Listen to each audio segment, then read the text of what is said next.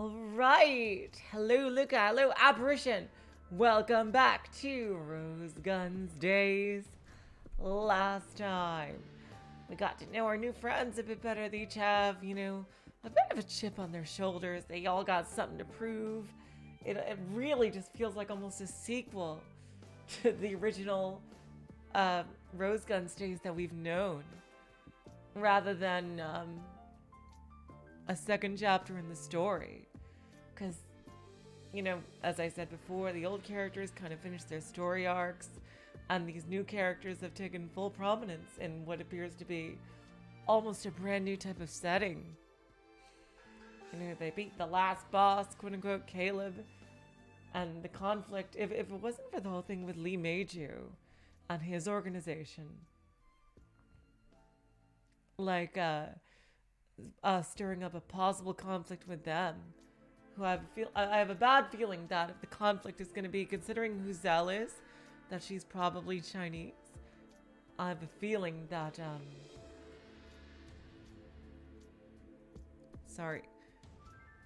Lee Meiji, something bad might happen to him, and he might get replaced with someone a lot more ruthless. So with that said, let's get back into it. Hello, Mystery Theater. Welcome to the stream.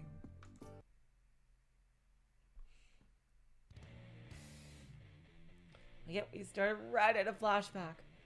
The drunk's massive body flew, and the whole table was overturned. The store was filled with the sound of bottles and plates breaking, and the screams of customers caught up in the mess. Because we're about to learn the story of Oliver, who is apparently, unlike what he looks like a rather calm and composed guy. He's apparently known to have the tendency to go apeshit. Well, let's see. Hey, what happened to all that bragging, you drunk bastard?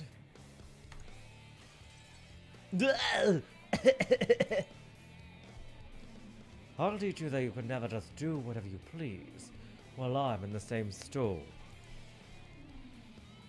I'll make it a good, hard lesson, so you'll never forget. Oh my god, Oliver and Alex! Fucking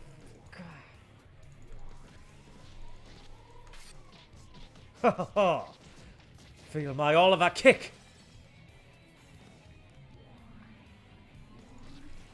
Show you these moves I learned from Aniki Wayne himself. You don't stand a chance. Time for a roundhouse.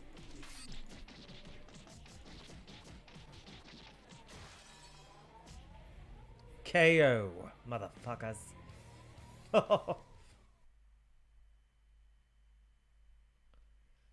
And so, he beat the crap out of that guy.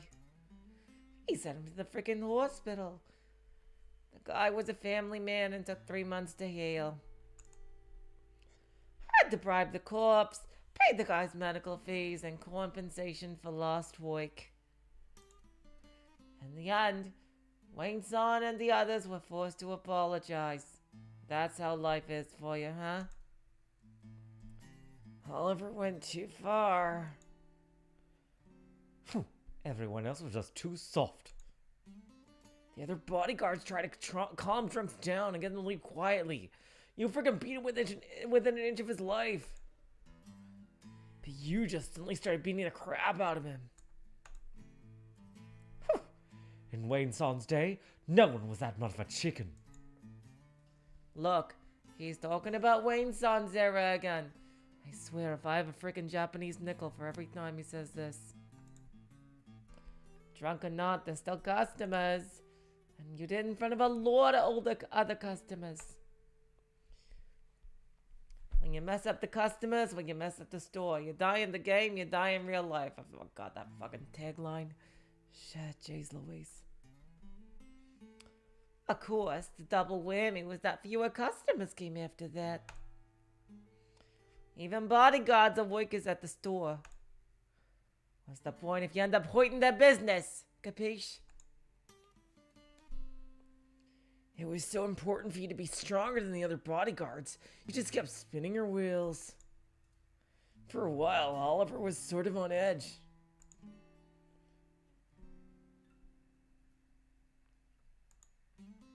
And by the way, I was waiting for her to come here, but looks like she's went to sleep. I do want to give a birthday shout out to one of my moderators, Ji-chan. So yeah, today's her birthday, and I hope she had an absolutely happy one. Looks like she's a bit too tired to come in today, because she's probably busy with university stuff. But in case she watches this later, I just want to say happy birthday, Ji-chan. Love you, and I'm so happy to have you as a friend.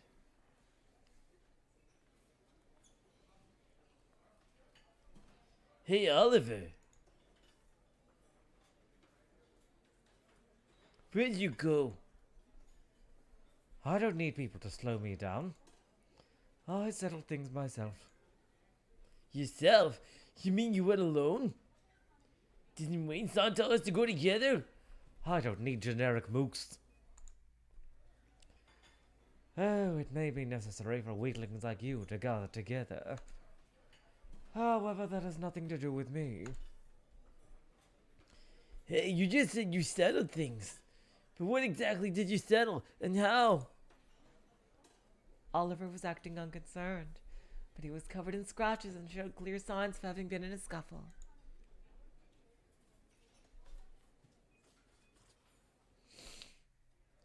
He was in no mood to talk, so I simply followed the law of the wolves.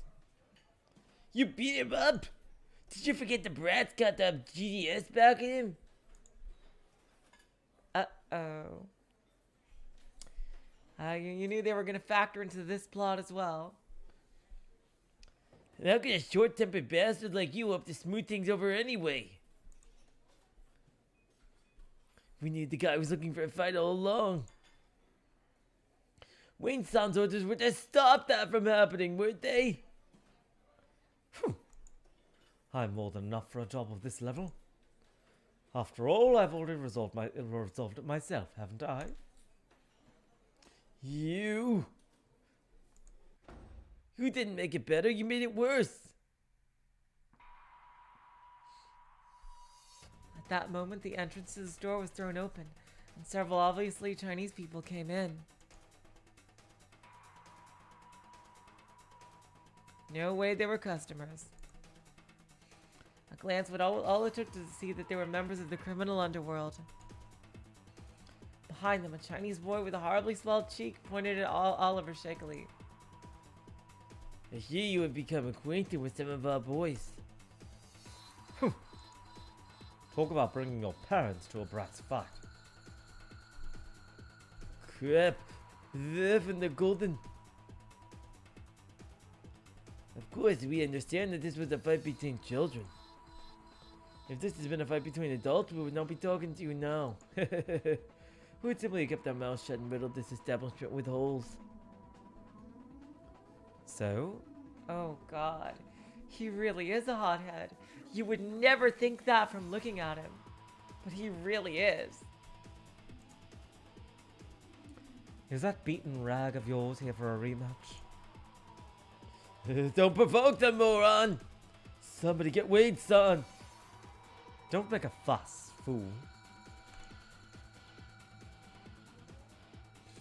There's no need to bother Wayne-san with something like this. He's a much higher level. I told you I could resolve this matter myself. Little kids shouldn't get involved. Don't be a fool. Anyway, at that moment we... Get back, cowards. I'm going to make a new legend. Here we go. Kicks that Wayne-san taught me himself. Tally-ho!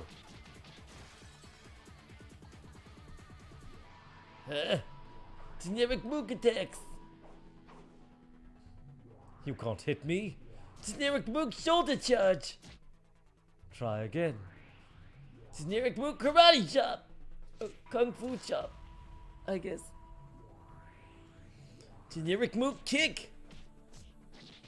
Do you really think you can attack me?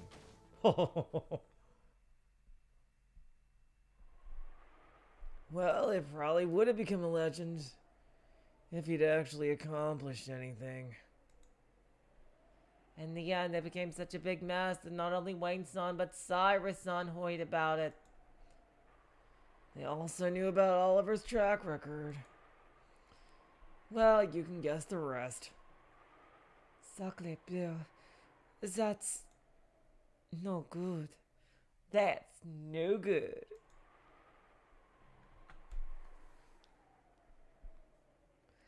Oliver pretended to not be listening, but the book he was pretending to read was upside. I fucking knew it! I fucking knew it! I told you guys the book was upside down. I told you! Because he's not actually reading it, he's pretending to read. I knew it. I fucking knew it. Oh yeah, Luca, exactly. It seems to be that trope where, you know, he has to work his way back up from like a mistake he made in the beginning. However, he was eventually unable to bear Zell's silent gaze. If you want to laugh, go ahead. I want to laugh. Please do. It'll be less awkward that way. Oh, okay. I'll start laughing then. Zell grinned, then burst out laughing. Ha ha ha ha ha ha ha! Please don't ever do that again, or record it into a video game. Oh, fine, I'll go along with you. Ha ha ha ha ha ha ha ha ha ha. Do you guys need help? That sounded really bad. Yeah, please don't ever do that again, seriously. Ha ha ha ha ha. Okay, that sounds very weird. Yeah, I agree to never do that again. Even though he told her to do that, Oliver seemed shocked. Well, that's boys for you. You guys run wild with you and screw up all the time. Don't you go saying whatever pops into your head just because it doesn't concern you.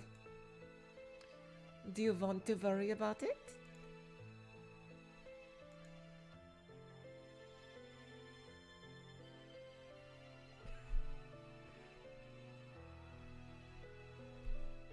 Do you want to get depressed? I don't think so.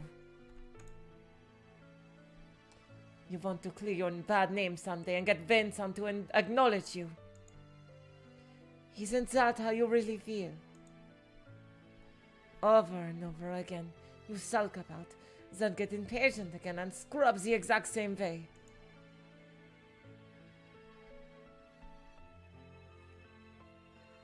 Forget clearing my name. Wayne-san already. You think so? If Vincent hated you, wouldn't he just kick you out of the wild dogs right away? He didn't do that. That means he still thinks of you as a comrade. Wayne-san thinks of me that way? Aniki? Yes, we.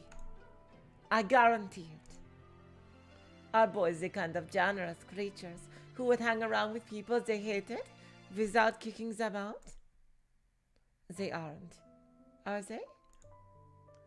The Vincent you respect so much wouldn't start hating you because you acted like a young person. I guarantee it. I'm kind of starting to ship these two.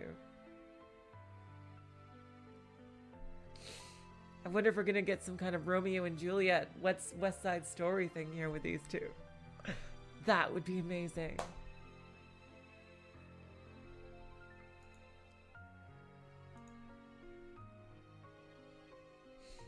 Damn it, I forgot their fucking name. I knew it was the wolves. I knew it was the wild dogs. Let me change the title of the stream. There we go. You're now what back to Zell and the Wild Dogs. The Sweet Life of Zell and the Wild Dogs. Only on the Disney Channel. And watch as I form like a freaking mouse head with my magic wand.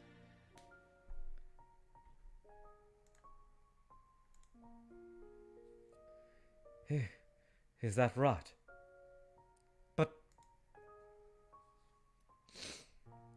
Oliver had been about to lash out at her. However, Zell had been gazing at him so directly that he'd been forced to swallow his words. Ooh, I think I'm starting to shift these two. More importantly, I was really pissed off today.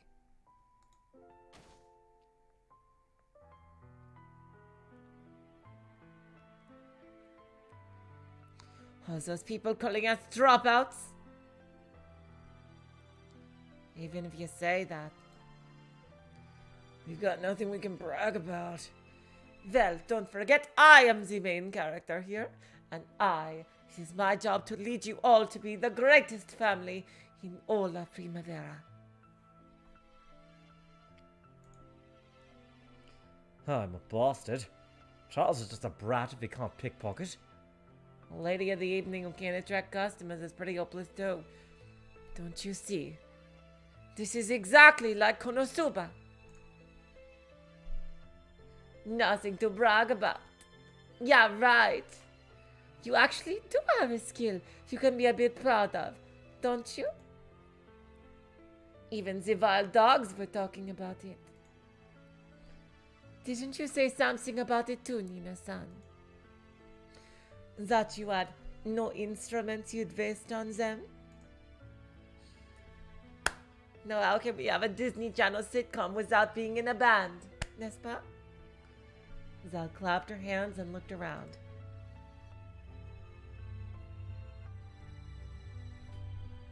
This place, filled with haphazardly piled instrument cases, was a musical instruments shop.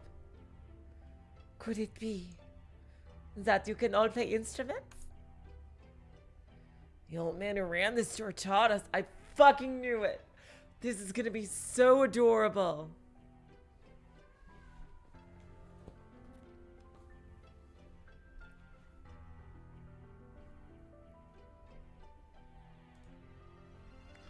He was an eccentric geezer. We got to avoid the morning dew, so it wasn't a bad deal. He was full of kind words, and even said we could live in his apartment if we practiced with musical instruments. Said something about kids having to learn music to brighten our dark future.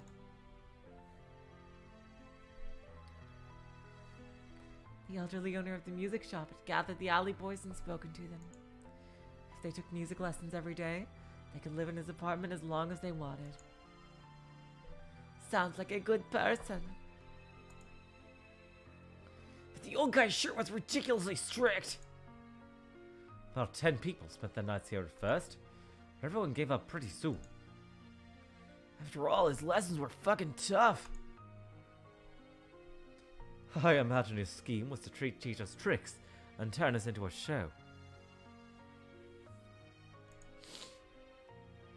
I'm grateful to him.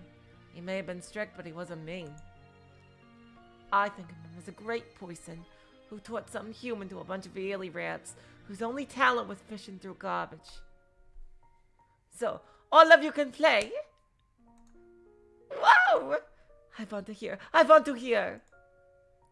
If she's gonna be the lead singer, I think that would be so fucking incredible. And I imagine they're gonna get to play at Primavera, but on opening night, there's gonna be like someone's gonna burst in with guns and try to get Zell, who knows who Zell really is.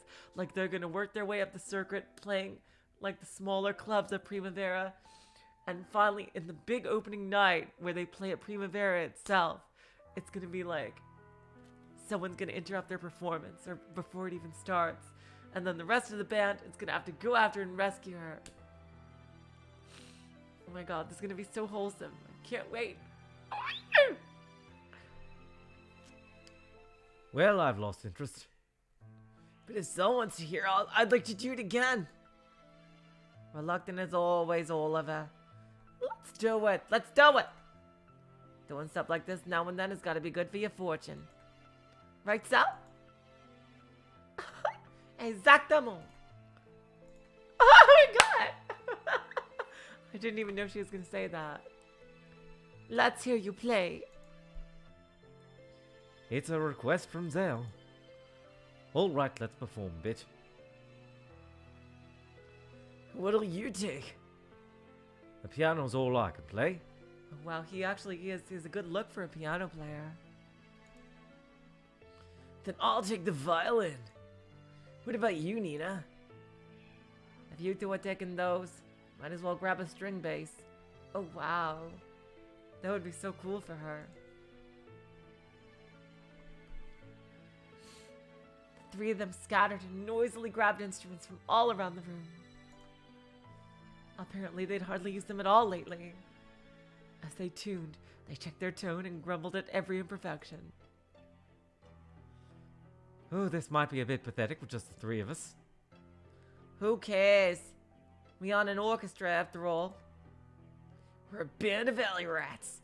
Maybe that's what we should call ourselves. The alley rats. Okay, I guess we'll just play whatever until Zel's happy. Oh my god, if Zal joins in singing or something, and she has like a super beautiful singing voice, I'm just gonna fucking die, because that will be so ridiculously wholesome. Oh my god. Yes, please do.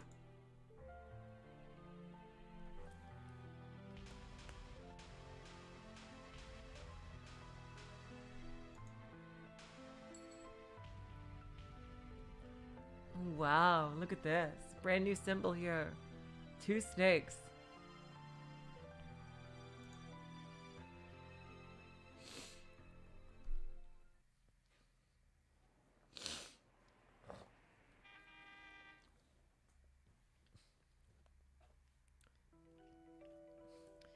Has there been any trouble with Chinatown since then? It's like there was never a problem to begin with. You can bet we got Meiju's orders to thank for that. Thank for it. Special office window must be very appealing to them. They've probably given orders to prevent any open trouble, regardless of what happens behind the scenes. There's been no sign of movement from the GDS, but we still get little fights between low-level laborers. There's been quarrels here and there between the Japanese and Chinese laborers centering around the agency. Even if we got an understanding with Meiju, it's gonna get messy if we leave things like this for long. I understand. Still, let's wait for Meiju-san's answer. And there's no time to waste. We should push him into a hurry. No, we can't do that.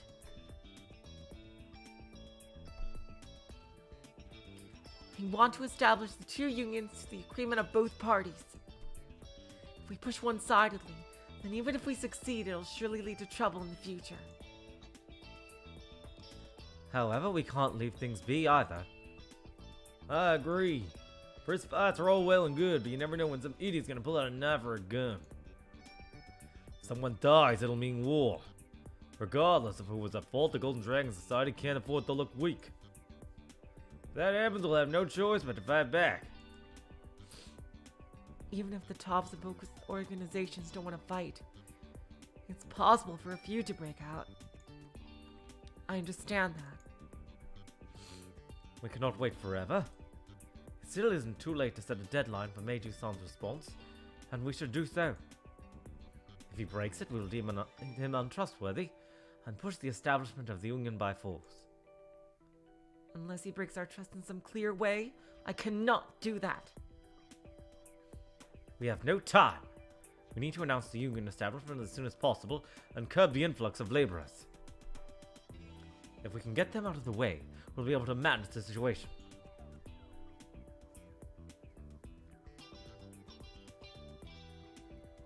There were rumors that half of the crowd at the agency were laborers from other cities.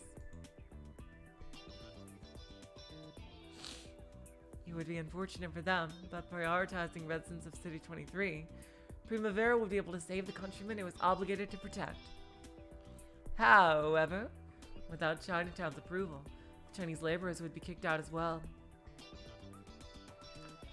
Let's wait just a little longer. We want to be getting it along harmoniously with Meiju-san when we advance. Only the Japanese are our countrymen. I believe excessive concern for Chinese happiness lies outside the bounds of our duty, does it not? Well, I mean, Richard, come on, like, I think a lot less people will be happy if you just deliberately leave them out and it'll cause trouble. So I think your Japanese fellows will be a lot more happy if there's no war with, the other mafias. Please wait. Just a little longer. If you say so, then we just have to obey. I'll have my people keep an eye out. I'll have even more on their guards. That's the most we can do. We're counting on you, Madam and Richard.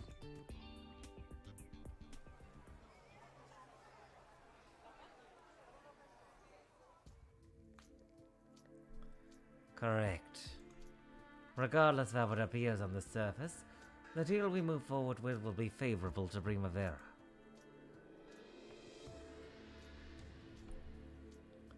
However, we have no way to obtain special office windows except through Primavera. The Council of Elders, obsessed with making money on their special office window side jobs, are strongly hostile towards Primavera. They probably won't agree to anything Primavera proposes.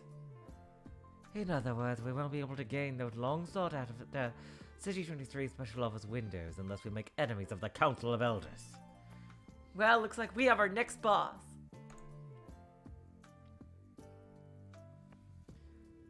So, I believe the question is whether we please those VIPs in the Council of Elders or not. In front of a mirror. Interesting. Oh, he's on the phone. I see. The person on the other end of the phone line gave Meiju a short answer. Meiju chuckled and nodded slightly. Oh, here he's talking to the young lord. I wonder who the young lord is. I can't wait to see, him. Probably gonna be a major character in this arc. I thought you would say that, young lord. Understood. It would be quite troublesome if we were to neglect our elders. Uh-oh. Of course, they have placed no time limit on our answer, but we will damage their trust if we keep them waiting too long. Uh-oh. Yes. Forgive me, I will make efforts to do so. In that case, I will wait to hear from you again, young lord.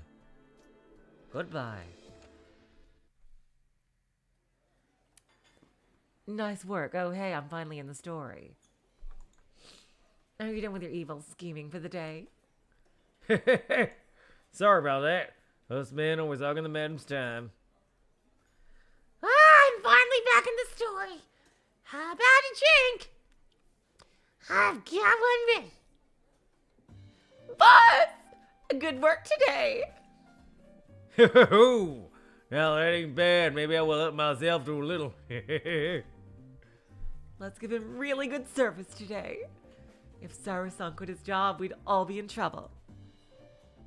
Leave it to me. If there's anybody who knows service, it's moi.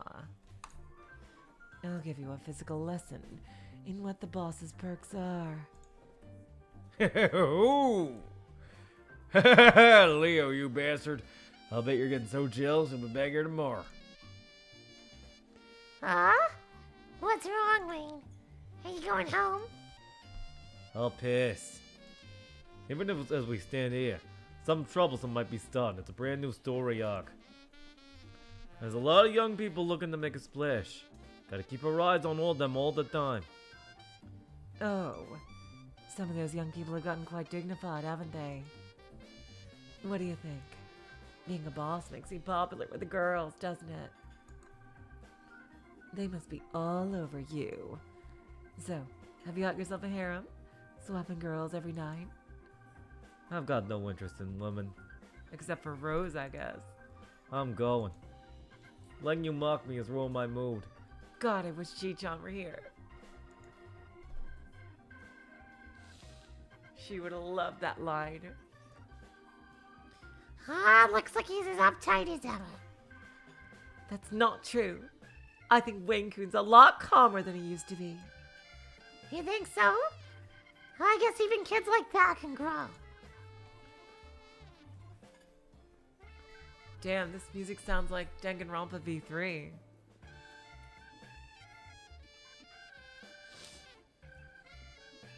Doesn't it? Like, It really sounds very similar to it. Maybe it's because he has subordinates now.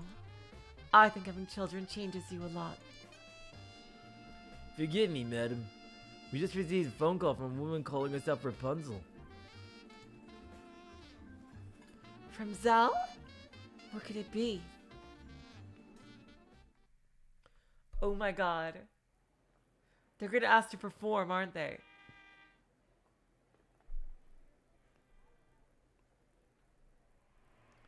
Wayne, do you have a second?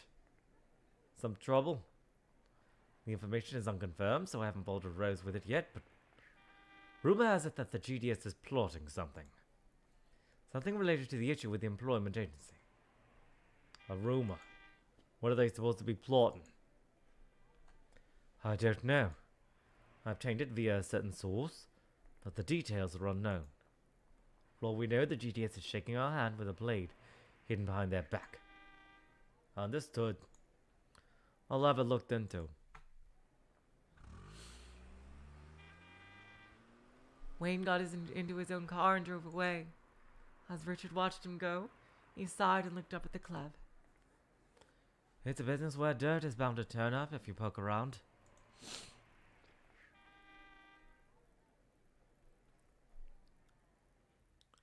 It doesn't matter what.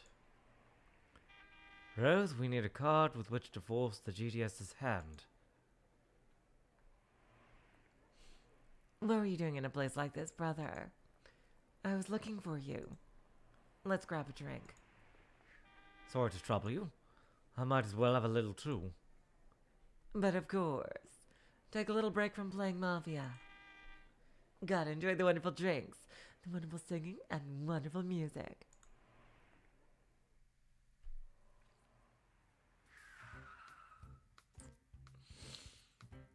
A car driven by Oliver pulled up to the back of a certain bar. Oh, Oliver can drive. He's old enough to drive. Damn. My god, they're gonna do it. Yes! Their first gig! Oh my god! Oh my god! Oh my god! Oh my god! Oh my god! Oh my god! Oh my god! It's their first gig. Inside, Zell's four-person group was packed in with a few instrument cases. Hey Zell, is this for real? Yep, totally for real. Well, I'm feeling sorta embarrassed. You really got Madame Rose's permission? Of course. It was even Nera-san who told us about this bar. Come on, let's go greet the owner. Time to get fired up! If our skilled play is playing musical instruments, let's show them what we've got. While the three certainly had been encouraged to practice with musical instruments, they had never performed. After all, both in their alley days and now, that skill had been mocked as being useless. It's kind of weird that they mock it as being useless when their club is literally like a place where bands play all the time. I am Rapunzel, here on Madame Rose's invitation. Oh, so you're them, aren't you? I've been waiting. Can never refuse a group introduced by Madame Rose and Miro-san. The cheery bar owner guided them to an empty space in the corner of the bar. He had cleared out the space for the performance. It was nice to get a second-hand upright piano, but if we never managed to find someone to play it, today we'll finally be able to breathe life into her. For a long time, the worn-out piano had been little more than a decoration. Every now and then, some drunk would play around with it. They just hit the keys at random. No serious performance had been heard from it yet. Because of that, the keyboard had been locked up and the piano abandoned. What do you think, kid? Can you play it? There is no piano I cannot play. Go on, Oliver. Oh my god, I am definitely shipping Zell and Oliver. Zell pushed him from behind, and Oliver reluctantly touched the keys. After repeating that a few times, he sat down and tried a light performance. Damn. I was thinking that was like it's just a reflection. I was like wondering. Okay. After a while, the silently listening bar owner finally lost control of excitement and started clapping. Incredible! Oh yes, having a real player makes all the difference. Yes, this is the sort of bar I wanted. Hey mom, you listening to this? It's like Back to the Future. It's like, hey, you know that new sound you've been wanting? Well, listen to this. Jeez. The owner excitedly dashed towards the back of the bar. Oliver, who seemed more pleased by this reaction than he let on, turned red and continued playing. I've gotten stale. That was nothing worth complimenting. Sure enough. When the old man was still alive, you were a lot better. I guess that means you're all incredibly talented. You think so? If you played instruments in an alley, you wouldn't even get pocket change. Apparently, they were completely unaware that their talents were on a level that made it possible to impress people. Hey Zell, are we really that good? Yes. No doubt about it.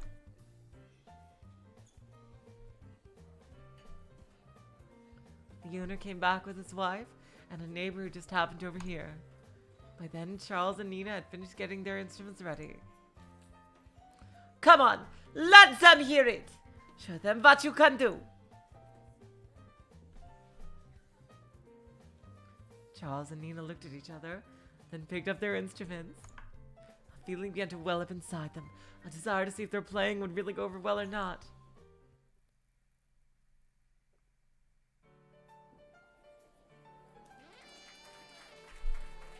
Oh damn, I wish we got like a little cutscene or something, but it's understandable. On that day, the bar saw more customers than it ever had before. It wasn't just that the sudden event caught their fancy. The skill of those three wasn't just flattery on Zell's part, something more than sufficient to earn applause.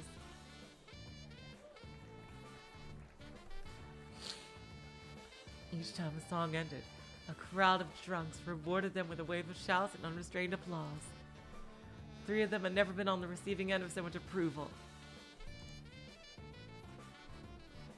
They had fished through trash and alleyways, had people call them filthy, and were always being chased away. They were alley rats, never treated as humans.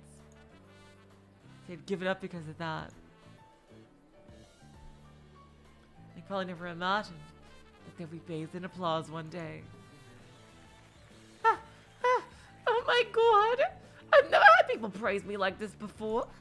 Makes me nervous. You have enough time to be bashful. On to the next one. You say that, but you're the reddest of us all. Silence. On to the next one. Let's get started. Zell, we don't sound weird, do we? Are we doing okay? Of course. So be confident in yourselves. Three of them looked at each other and nodded. They weren't timid anymore. For the first time in their lives, their faces showed confidence in themselves. Watching this, Zell understood the true goals of the old man who taught them how to play.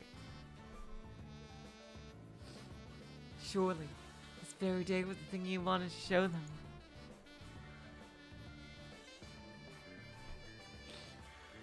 And tonight, the old man's goals had finally been realized. Oliver's piano playing was filled with vigor, as though someone was dancing on the keys.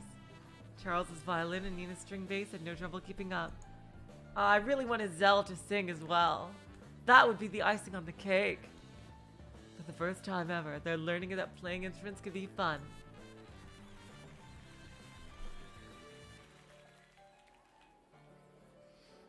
They had originally been scheduled to play for just an hour, but the owner was so impressed that he said he'd agree to just let them play until they dropped. To those three young ones, the passion of performance was already becoming a sport. Their entire bodies were covered in sweat, and their heads swayed as they grew giddy from the excitement. However, they couldn't stop these feelings they'd never felt from making their youthful vigor explode. Perfect. I wouldn't mind playing until I fall over. Of course, you're gonna pay us extra for how long we play, right? But of course, I know that even human jukeboxes don't play unless you keep putting money in. Then hell yeah, boy!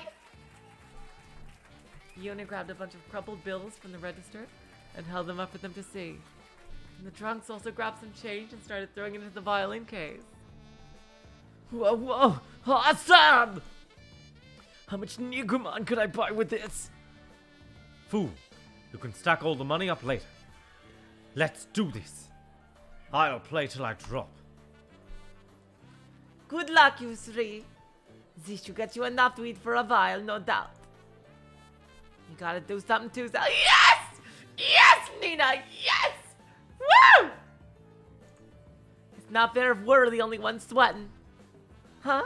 Huh? But I can't play any instruments. Oh my god, here it comes. Here it comes. Yes! Yes! Yes! Yes! Yes! Yes! Yes! Woo! Yes! You've got a beautiful voice, don't you? Indeed. Zell's voice does carry well. Yes!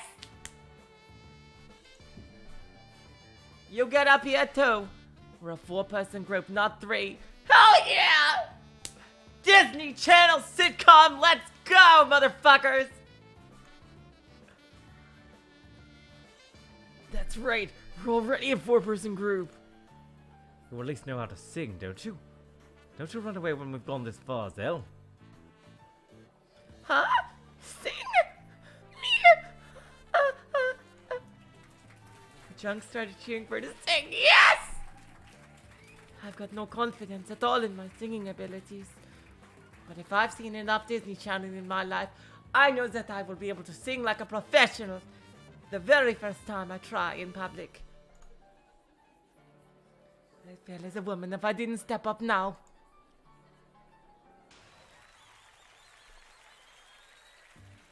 And so, starting that night, we were no longer just a group of 4 people living together. We were a 4-person group literally eating out of the same pot. Almost immediately began to get a little well known. Oh, this is her thinking. By then, even the 3 had thought of themselves as dropouts had to admit it. Their training had given them excellent musical ability. And the most surprising part was that I had talent as a singer. Hell the fuck yeah, Hannah Montana! Come on, let's go! Yeah! Zal, that was so incredible! Or as you would say, incredible. I don't know, I can't say that well. You're an awesome singer, aren't you? Oh my god, we're gonna be so fucking rich. I can't believe it. That was just crazy. Still, this is all thanks to you guys. You were all performing so excellent. I thought I just had to do something to help. But to think you could sing so well after being asked all of a sudden.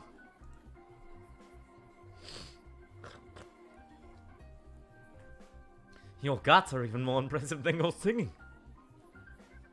You know, when we first heard we had to take care of a sick person who lost her memory. On the inside, we thought it'd be a total pain, and we didn't even want to do it. To think it would turn into something like this. I knew you just have more faith in the power of sitcoms and friendship. Hell yeah!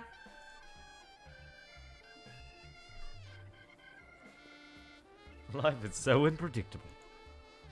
That is right, the sweet life of Zal and the wild dogs. It's all thanks to you, Zal.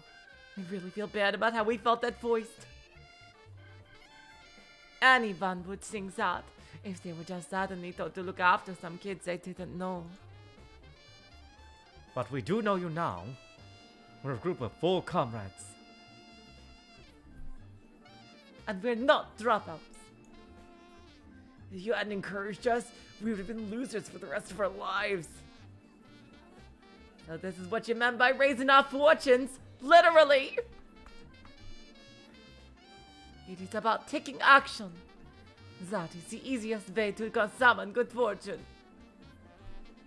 You never were dropouts. We just didn't take action. There's still a ton more we can do. And then we'll be able to summon greater and greater opportunities until we can play a big show at Primavera, the main club, and then someone will interrupt knowing about my dark past, and then you guys will have to come rescue me. Are you sure it'll go that far? I absolutely know this for some reason. You're a goddess of fortune, Zell. I'll never ignore anything you say ever again. I'll do everything you say, even cleaning and laundry. I don't like having someone else be the leader. But if Zell tells me to do something, I'll listen. Cheers to the four of us. To our goddess of fortune. And to our new songstress. Thank you, everyone.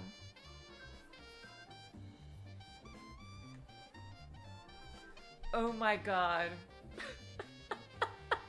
I honestly can't fucking believe that went exactly as I thought it would. That oh my god, I really just... Wow. This is amazing.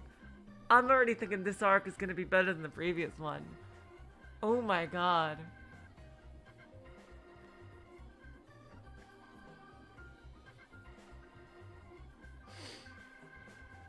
This is fucking fantastic.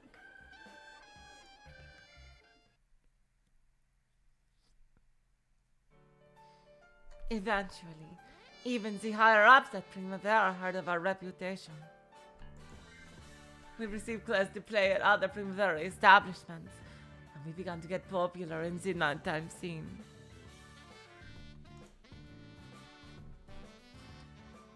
We performed at several places every night, pouring out our young power and passion into our music. Oliver honed his piano skills more and more, and one club even ordered to use piano for him. Charles and Nina were very skillful and performed with several kinds of instruments, not just strings. I still couldn't believe that I was able to keep up with them. Determined to not slow them down, I emptied my chest and filled it up from my stomach to my heart with my voice.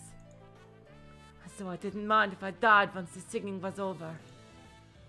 Our strengths resonated together and earned us a grand applause every time. During this time, the city had been a bit of a boom on live nighttime performances.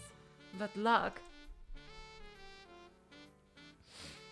The sound of instruments could be heard in cheap pubs across City 23. It was a tiny change that our four-person group had made on this city.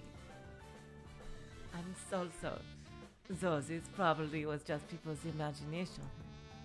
Rumors were going around that, perhaps because the customers stopped to listen to music, fights between drugs were breaking out less often. Maybe music had the power to bring peace to the world, at least a little.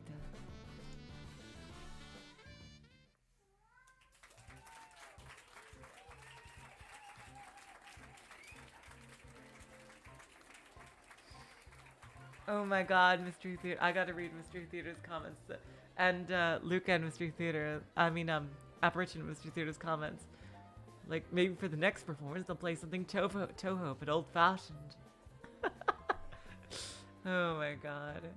And Mr. Theater says, they play Toho, and everyone is looking at them strange, and they'll be like, I guess you guys aren't ready for that yet, but your kids are going to love it. Oh my god. I love you guys. Let's take a break for a bit. I'm starving. Already? You have no stamina, do you? I won't stumble over something like this. I'll become a wolf of the piano. You really are passionate about this, Oliver. So if you manage to eat well too, you'll become even more of a wolf. A wolf of the piano. That's hilarious. I'm hungry! Toss us some food, old man. Good work, you fella. The food's on me. Ask for whatever you want. Ladies and gentlemen, let's have a hand for this wonderful performance and a wonderful songstress. They still don't have a name for their band yet. Oh, thank you. Merci. Is it possible you were a singer before you lost your memory? Who knows? But if so, that'd be pretty cool. Imagine if I was some freaking princess or something. I think you watch way too much Disney stuff when we're at home. The past has nothing to do with it. Zell is Zell. I get scared every now and then. What if Zell's memory pops back? She goes away. It's something all three of them had thought. Without Zell, they wouldn't be who they were now. What if they lost Zell and went back to being dropouts? Don't worry. I apparently didn't have a home after all. Even if my memory comes back, there's nowhere for me to return to. Whether I have memory or not, this group is where I belong. Zell! You're such a good girl. Stop that. I can't breathe. We were told to look after Zell. She's already the one looking after us. We may have been dropouts when there was just the three of us, but not anymore. Not when we're a group of four. There's still a lot more cash we can earn. Look how much we made today. Charles made a show of counting bills, and everyone laughed. With all this, we could buy a ton of Nikuman. Yeah. Hey, let's buy some Nikuman in Chinatown on our way back. Uh-oh. Someone's gonna recognize her there, and then they're gonna crash their big performance at Primavera. I just bet. I just fucking bet.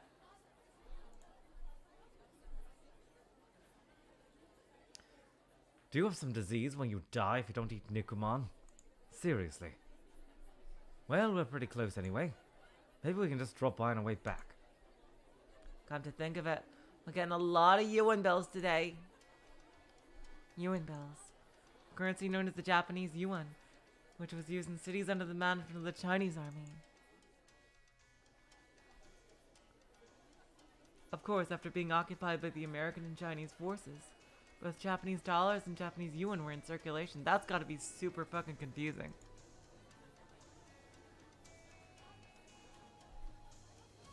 For one country to have two currencies? My god.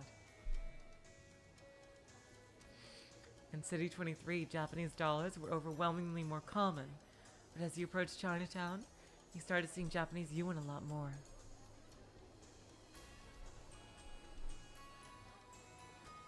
This place is close to Chinatown after all. It all just happened to be mixed in. When listening to music, nationality don't matter much, does it? True enough, if you listen to the many conversations filling the bar, you hear a lot that wasn't in Japanese. However, thanks to their music, the inside of the bar was filled with a peaceful atmosphere amidst the bustle. Hustle and bustle.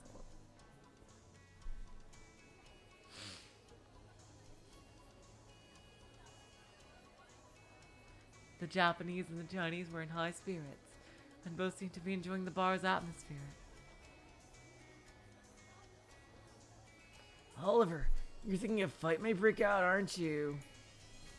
I wasn't thinking that. Not at all. Your face is saying that if one did, you'd like to mediate it and want some credit.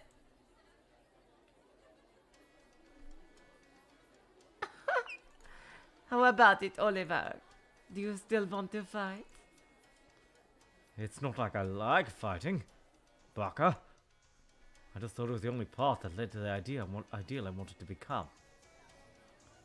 I'd known that. Oliver certainly wasn't the person quick to pick fights.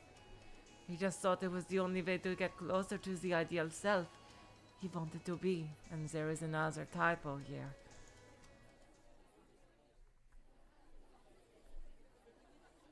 If a fight were to break out between Japanese and Chinese people here, I'd jump forward at any time. I'm a wild dog. I may play the piano, but I'll never forget my wolf's heart. It's really important to look out for opportunity. I am so shipping these two.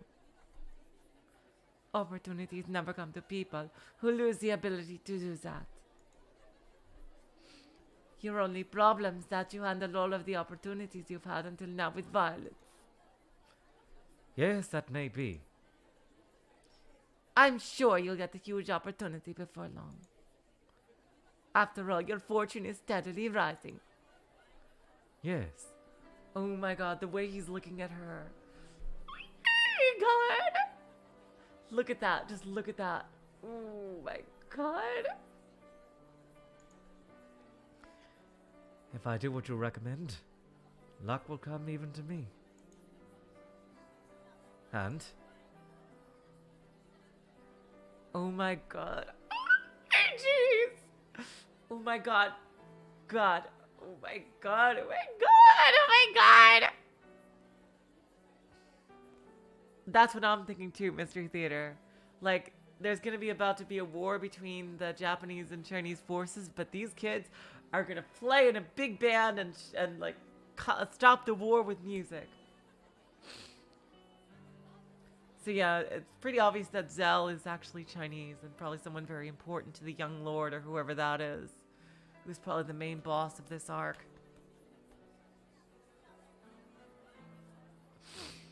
That's my current thought for the ending of this arc of Mystery Theater. And I feel as though I can seize the next chance if I do as you say. Thank you, merci. I'll make sure you can grab it. That's the only way I can repay the debt I owe you. Oh my god, seriously, those two are so fucking cute. You owe us? Come on, we're the ones who owe you. Yeah, that's true. Either that or Romeo and Juliet with Zell and Oliver. Yeah, totally. I think they're gonna set up for a Romeo and Juliet thing too.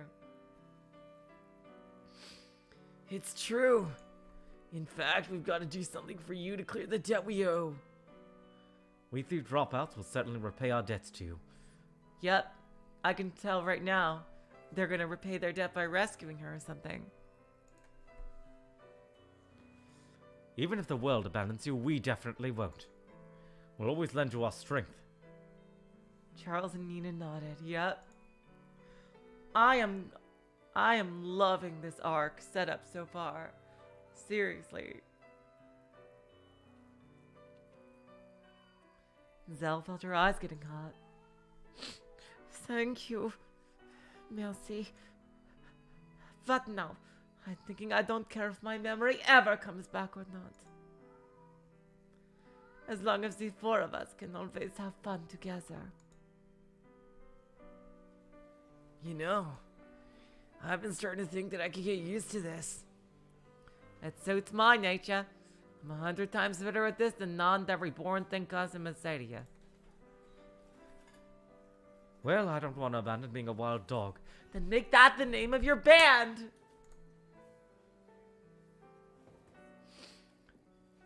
Oliver made sure to mention that, and of course, he didn't dislike this new lifestyle. It's just a regret of mine, and I'm probably being selfish. The whole time I was living pathetically in alleys, I wanted to become a man of importance. You wanted to be like Vane's son, didn't you? Me, Charles, and Nina. We all wanted to become someone cool. Damn, I think you already look pretty cool, and you're a slick-ass piano player. Well, I guess we just weren't suited for it. Come on, cat, stop. Jeez. Well, yeah. We could have become like that. We'd want to. Even we're wild dogs. Even we're wild dogs. Oh, they definitely all look cool. Apparition.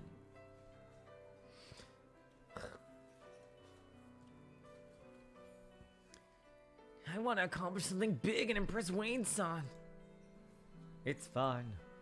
If our music can stop even a single fight, we're helping Wayne-san. That's totally where this arc is going. That's totally where this arc is going.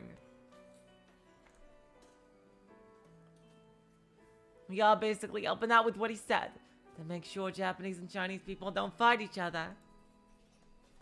So yeah, this isn't so bad. We've woken up from a dream that it's pointless to have. And now we're finally finding out a job we're suited for. That's why we're grateful to you, Zale. And that's why there's just a selfish regret that I have. Oh my god, he's totally crushing on her. Sorry for talking so gloomily. Even though we could never thank you enough. Keep going on about something this trivial.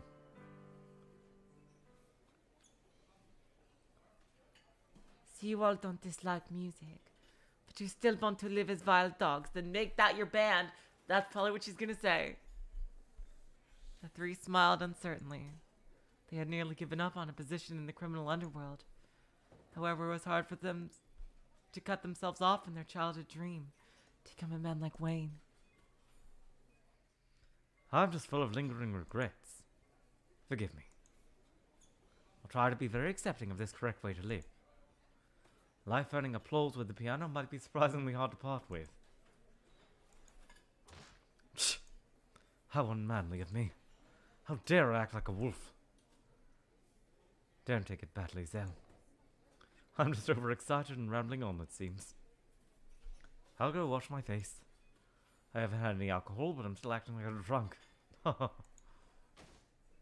Oliver smiled apologetically and rose from his chair. As he did, Zell stood up to him and called him to a stop. No! It's okay, Oliver. I know. No. I've known for a while. No matter how much musical talent you all have, you're wild dogs with the hearts of wolves. Look at how close she is to him. Oh my god, he's embarrassed to be this close to her.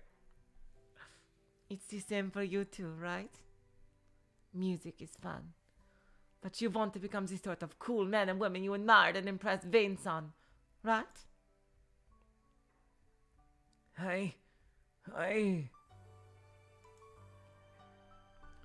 Oh god, to be perfectly honest, with this Umineko music playing in the background, I definitely do feel that way a bit.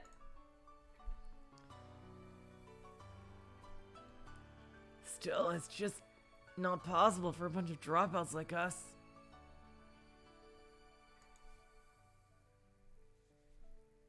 After looking at each one of their faces, Zell sighed.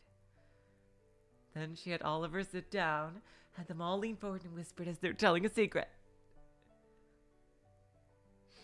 I meddled the way I did because I wanted you to stop thinking of yourselves as dropouts. And I wanted to repay the debt I owe to the people who helped me when I had nowhere to go. So now, I'll wipe out your self-impression of being wild dog dropouts. The three had no idea what she was trying to tell them. However, Zell's forceful words and gaze felt like those of someone determined not to surrender to a gloomy feeling. Didn't I tell you? I've known for a while. I've known that you're all proud wolves, mad dogs. I had you all play music so you could gain confidence as the first step of returning to that goal of yours. Unless we blow away that defeated attitude, you won't be able to grasp opportunities. And by being bathed in applause by so many people like this, you've regained your confidence. Because you've regained that, you've regained your real dream. Your dream to become cool underworld men like Wayne-san. Since you've regained that, we should move on to the next step. What do you mean the next step? Isn't it obvious? We're going to accomplish something great as wild dogs and regain Vincent's trust.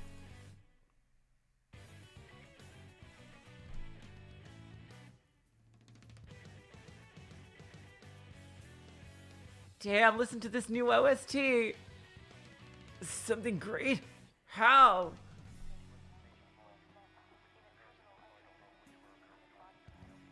There's some vocal to it as well. I also love how Zella's like automatically just made her like she's become the de facto leader of this group so quickly. It's crazy. Something great? How? This hot-blooded music is really pumping me up. We haven't received any orders from Wayne-san, have we? No, not all opportunities have to be waited for. Sometimes you can go and grab them. Make your drill be the drill that pierces the heavens. Oh, God damn it. Do you think we've been going from bar to bar just to earn pocket change? I knew you said what you did, so I've been working you hard until now. I'm pretty dumb, so I don't have a clue what you're saying. I'm totally lost too, I gotta admit. Try remembering what sort of establishments we've been going to. Well, they've all been cheap bars, haven't they? Yes, cheap bars. They're all bars where laborers gather after working hard searching for jobs every day.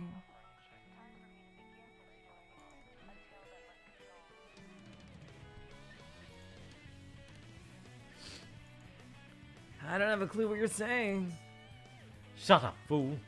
Zell is talking. Zell, you don't mean... Exactamo! All the bars we've gone to have one thing in common. People who search for work at the employment agency. It's true that Vincent told us not to do anything that could get in the way. So we aren't. We're just going around performing in bars. You mean you've been going to bars where employment agency people hang out and... Yes, I've been collecting information. My God, you are a terrifying woman. Don't cross me. She looks so cute too, but underneath that cute exterior... Beats the heart of a wolf? Thank you.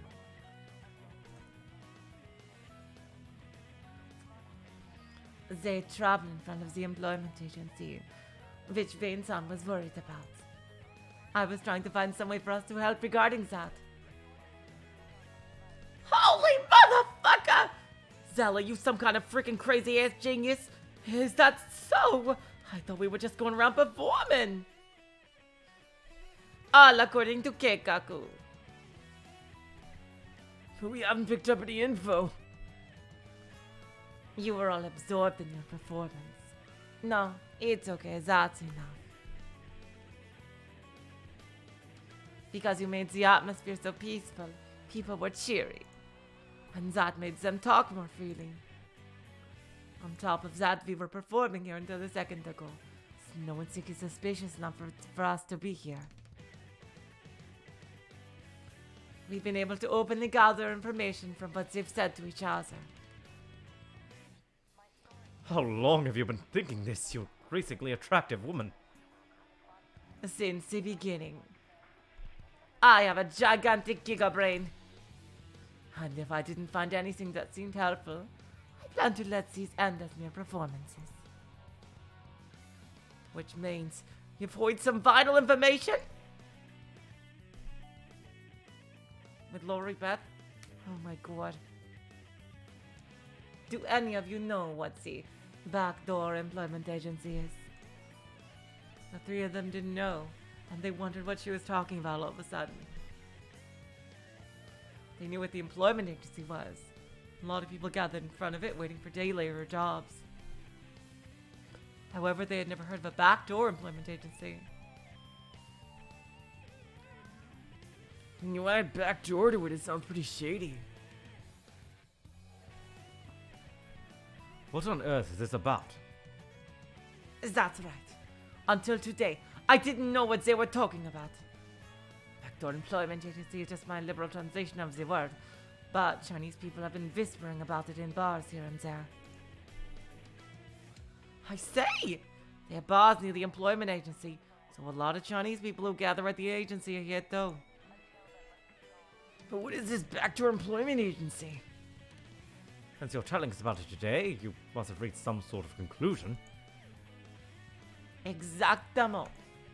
First, this is what the Japanese laborers complain about a lot lately. There's so many new outsiders.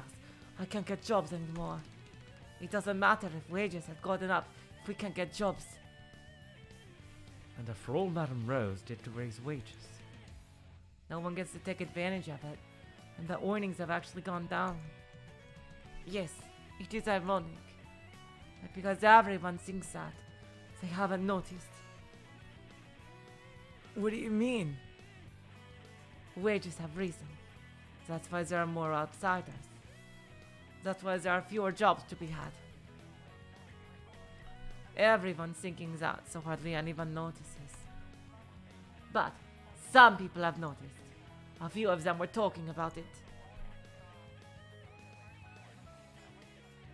Hey, aren't there fewer trucks for jobs these days? You think so? There's too many people for me to get anything, so I haven't noticed. No, there's seriously fewer of them. Do you realize how long I've been here? Some employers. I haven't seen it all lately. And I'm here from the morning until night, so there's no doubt. But there's so many more people. It's hard for everyone to notice. I don't really get it. So where did those disappearing trucks go to? I say, So that's what it is. Huh? What? Someone please give it more on a hand. it's probably because of this backdoor employment agency.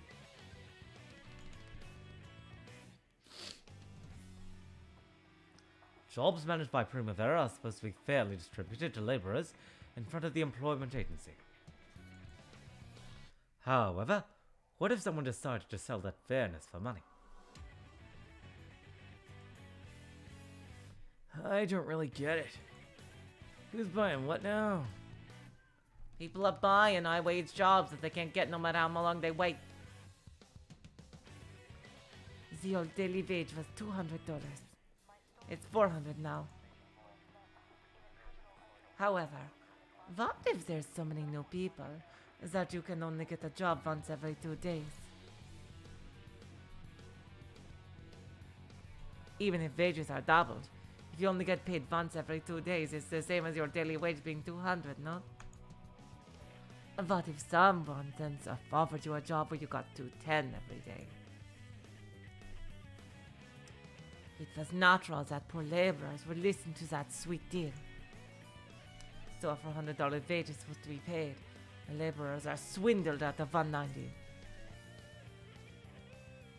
However, if means they can get a stable job, and in the end, it means the laborers would fall back into the swindled lifestyle that existed before Madame Rose. So, there are people trying to pilfer those wage increases Madame Rosecraft created. Dumb villains. No one's been able to tell, so they can't get jobs because of the increase in people. So until I heard the phrase backdoor employment agency, the pieces didn't fit together. Then the backdoor employment agency is... A place that sells jobs for money. You're supposed to get money by working, right? Doesn't make sense to buy jobs with money. But in reality, there are villains who are trying to trample Madame Rose's goodwill and fill their own pockets. What the hell? That's just wrong! However, we have nothing except rumors told by drunks. Yes. It's still too soon to tell Vincent about this. Time for us to be playing detectives. So, don't tell me. That's right. Getting the details on this story is our job as wild dogs.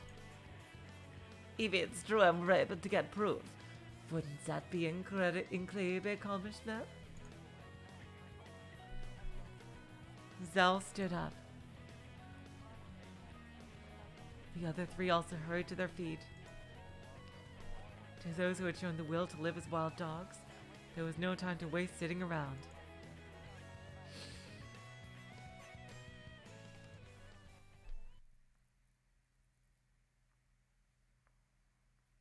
Here we go. Time for the investigation phase. Near the employment agency. Once again, the place is packed with laborers from other cities. Everyone's reaching the limits of their frustration, unable to get jobs as often as they like.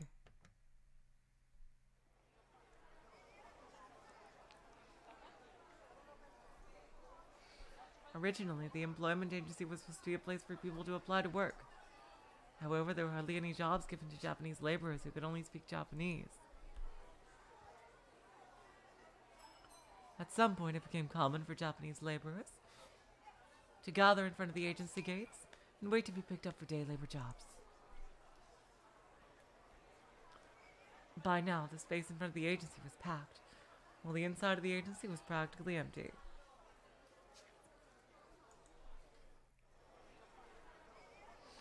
Oliver had come to the area in front of the agency. Of course, he was there to gather information.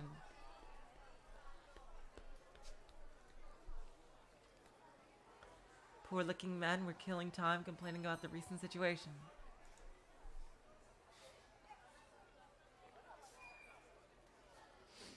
By simply mixing in with them and keeping my ears open. Oh, that's him. Sorry. By simply mixing in with them and keeping my ears open, we ought to be able to learn all sorts of things. American women sure are hot. Damn, I'd like to bang one of those.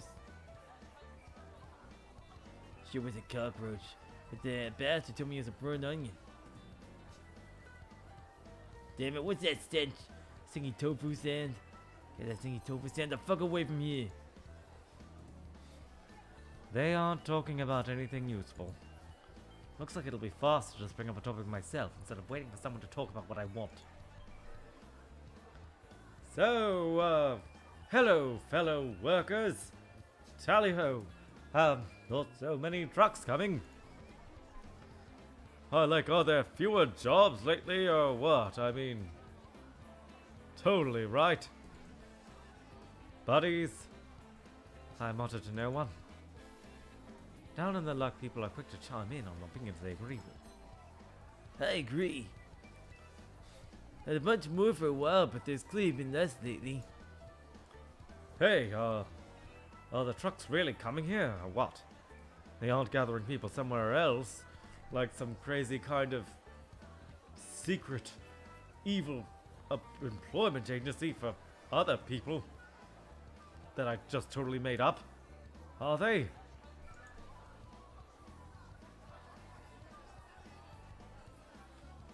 Where are they doing that? Tell me now! I just made it up. It's just in my own imagination.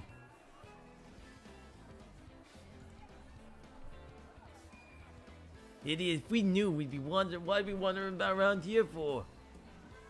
But I do know one thing. Remember that annoying mustache dude who used to gather people to do unloading at the harbor? Hell yeah, I remember that guy. The bastard gets all carried away. This is we can't afford to straight back. You seen him lately? I want to see the likes of him. That geezer's bit. Oh, back to Oliver. Sorry. Did that geezer's business go under? Serves them right if so. Am I right, fellow chums? Never seen you before, but you got that right. Serves the bastard right. Oh, you do remember me? I worked at that construction site on George Washington Street. Oh yeah, that's right. I think I saw you. Oh, that was close. It's not true though. I saw that damn geezer at the harbor yesterday. Yeah, I saw him too. He was still swaggering about with that screeching voice of his as usual. Okay, next time, now I know to give him a screechy voice. If there were enough jobs to choose between them, I'd never work for a bastard like that. Get that right. Now we're stuck licking his boots and begging for jobs. Wonder if that geezer's hiring powdering people somewhere else. Is there any place people gather other than here? There were several rules regarding jobs obtained through Primavera's special offers windows. One of them was that when gathering day laborers, you could only do it in front of the employment agency.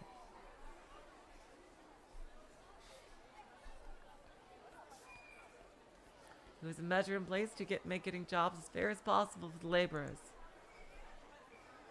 They were certainly working on making a union to distribute jobs even more fairly, but that would still take time. Oh my god, Jess! Welcome back! I am loving this arc. Zell is a secret gigabrain, and she's totally Chinese, and there's totally going to be like a Romeo and Juliet kind of thing. Or like a Final Fantasy X2 thing, maybe, where they try to stop a war using their music. And I am fucking here for that wholesomeness. You did, Jazz. Yep, you missed that. You missed the end of the last arc, where Leo showed his true power level. Sorry.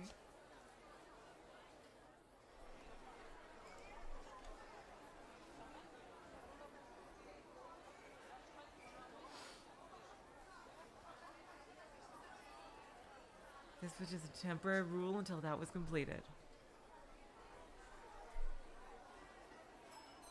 If employers were gathering laborers away from the agency and on their own personal routes, that would be breaking the rules.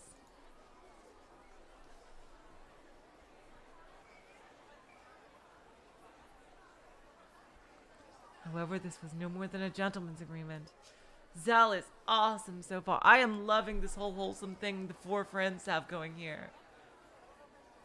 Like, seriously. It is just the sweetest thing.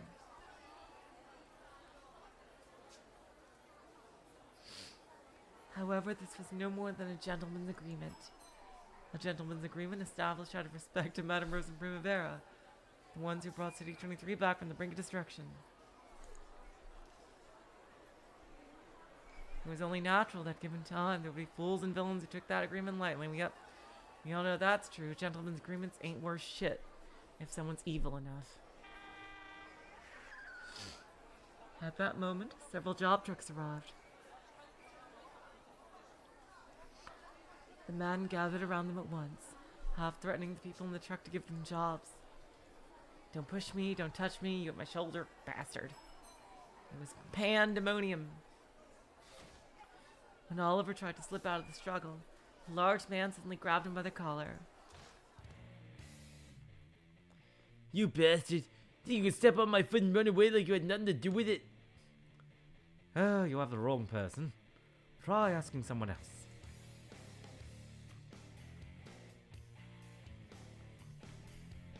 Well, 10 streams into part 2. Huh? You mocking me, you little brat? Be a good boy and take out your wallet. Oh, looks like I'm going to get a fight. Well then.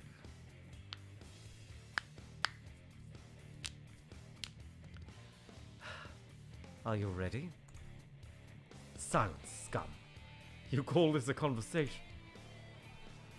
The area in front of the agency wasn't filled purely with good people who sweat on their brows, trying to get paid wages. I am shipping the fuck out of Oliver and Zell. It also had pickpockets, bag snatchers, and people like this. You accuse people of things to try to get some change. I'll need doctor's fees and compensation pay, obviously. If you understand, then hurry up and... The old Oliver would have fed this man's jaw a clenched fist at that very moment. However, the moment he clenched his fist... Oh my god! Oh my god! Oh my god, seriously, I am just shipping them more and more as this goes on. Oh my god. He remembered what Zell had told him. Listen up. We're gathering information, right? Make sure you don't stand out. Must do it for the adorable brainiac genius girl. You hear me, Brett? I tell you to take your wallet out right now. No. Must. Control. Valid. Impulses. For. Adorable. Zell. If I really went wild on a guy like this, I'd have his face covered in blood before he could blink twice. But he held in his anger, and at the same time he tried to figure out what to do. After all, he knew of no way to resolve situations like this without fighting. Then some big old men grabbed the shoulder of the man pouncing on Oliver. Hey, you. You got guts trying extortion in broad daylight. The hell you? Got a problem with me, old man? Who you with? Oh, you aren't from City 23, are you? You came from some other city, right? So what? Who cares where I come from? We got this thing called a code at City 23 agency. You got a problem with me? Oh, damn it! Get out of here when you can, kid. Don't you bother with this outsider. Oh, thank God. He saved me. Anyway, I'd better get away with it while I can. I got what looks like information, but even more importantly, I was a little happy I'd managed to follow Zell's instructions. She's going to be so proud of me.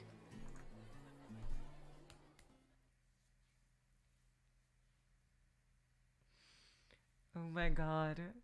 Alright, now, Club Primavera. If we had a camera, we'd be able to quietly find evidence without making a scene. They're pretty expensive, but there's probably at least one lady at the evening who has one, considering their high wages.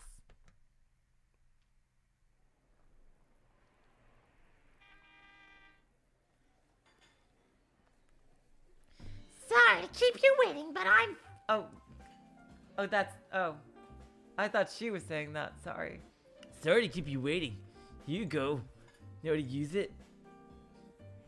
Oh, that was obviously her talking. Come on. What's the big deal? Why'd you label me as men, you stupid... Come on, game. Come on. Sorry to keep you waiting. Here you go. Know how to use it? No, not at all. You asked to borrow a camera without even knowing how to use one? Oh, for fuck's sake.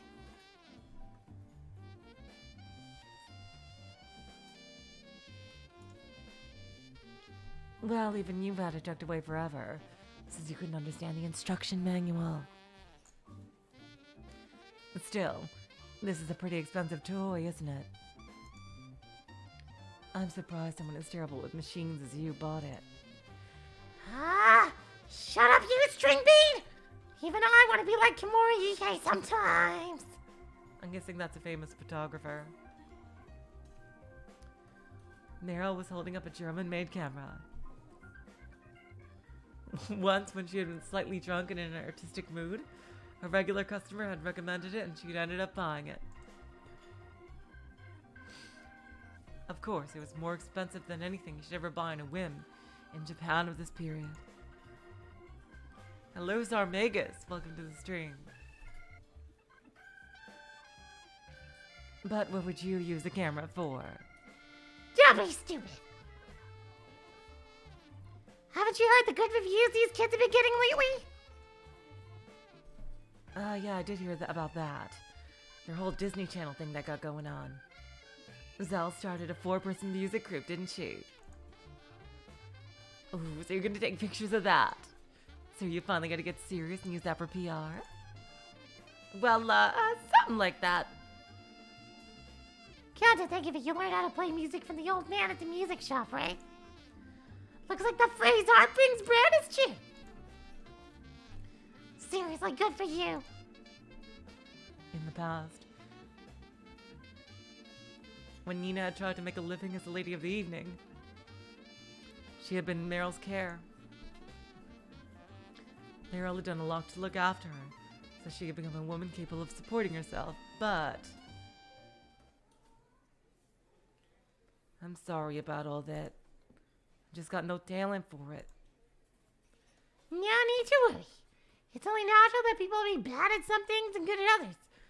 I am an expert at drinking and sex, and so I am the fucking queen of this place. Well, viceroy, whatever. Well, it's more like, it was because of the way I talk. Come to think of it, that's an unusual dialect. Where's your hometown? On the border with Toyama and Gifu prefectures. There's a... Well, anyway, only people from my village talk this way. A certain Jessica Ushiramiya also is from there. Nina spoken in an unusual dialect. For the era of television, there used to be strong regional flavors in language. However, even among those, her style of speech was very distinctive and has stuck out a little. Nina, it wasn't that you didn't have talent. And it certainly, I get to say it, wasn't because of your dialect. Your looks are good, your personality's good. That got a few of the girls envious, and the distinctive way you speak just happened to be the target of their teasing. Yeah, that does happen. Begging on the new girl like that. I should have kept a closer eye out. My bad. But some mean girls apparently took advantage of the fact they've been here longer. And there ain't no Lindsay Lohan to set him straight. Well, being able to sidestep stuff like that casually is another talent needed for ladies of the evening. Nina, if you were lacking in talent in something, that's all it was.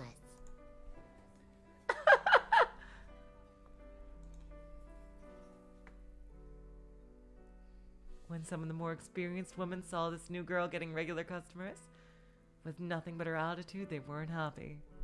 That's really reassuring. I hope that boosts her confidence a lot. Nina, who had been raised in an alley, never received an education, and she couldn't tell any tasteful jokes. And above all, there was her distinctive dialect. There was no shortage of things to tease her about. However, the world of ladies of the evening isn't a greenhouse. You need the resilience to bear the frigid winds. Meryl was saying that in this one point alone, Nina lacked talent.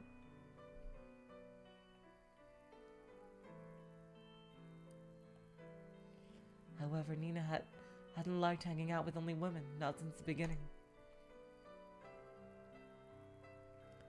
Ever since her days as an alley rat, she liked to move in packs with her wild comrades, unconcerned about gender. And what about now? Have you been able to do what you like? Been able, you say? Meryl must have been talking about that music. Oh, sorry. Meryl must have been talking about that music stuff. However, I've set my sights on the wolf. I want to become a wolf like Wayne's son. It's more like I'm gonna do it soon. Oh? Okay. I don't know what you're planning to do, but whatever it is, put all your heart into it. Hell the fuck yeah. Women only get to do whatever they want for a small part of their lives. Nina borrowed the camera, bowed, and left the floor. Until now, whenever she entered an establishment of the night, she had been tormented by a feeling of inferiority, since she herself was a dropout. But not anymore. She clearly knew what she wanted to do, and no one would stand in her way anymore. I have a feeling, I think I know what's going to happen at the end of part 2, to leave us on a cliffhanger. That the band is going to get called to perform at Primavera itself, but there's going to be a big raid or something by like the young lord or maybe, who probably knows who Zal is, and he's going to capture her, and then the rest of the wild dogs are going to have to rescue her in part 3.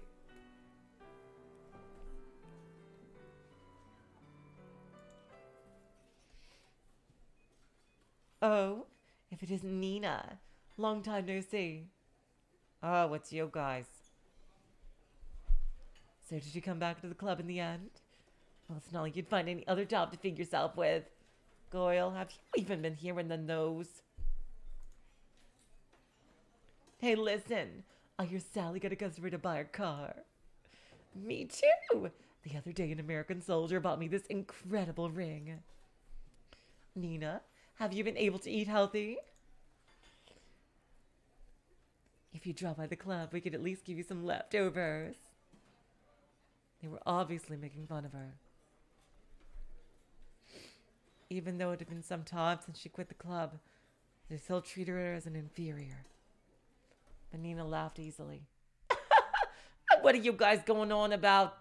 Well, if it makes you happy, I guess that's great. I've got other things I'd like to do. We have not met the young lord yet, no.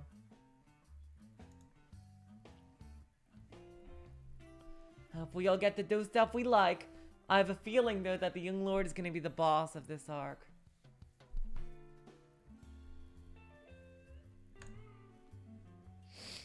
And after saying that, she walked away confidently.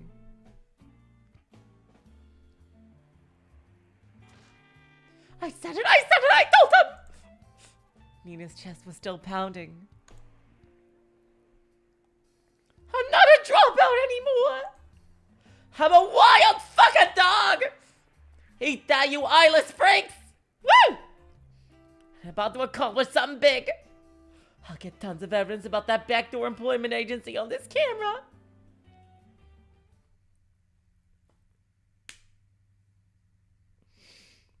No, there was no spoilers, Luca. Don't worry. That was not a spoiler. It's obvious that we would meet them in the story. Eventually.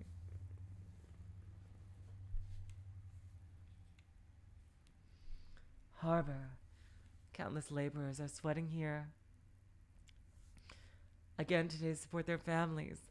A very large number of the jobs handed out near the employment agency are for this place.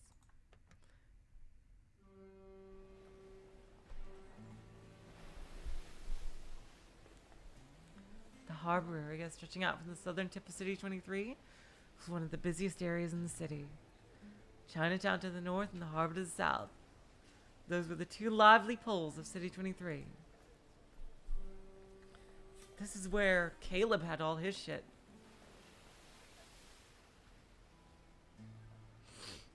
Every day, countless freighters came and went, unloading a vast amount of cargo.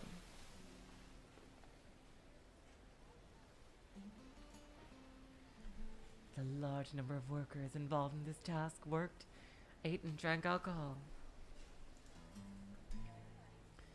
The stores that sold him food and drink were always bustling.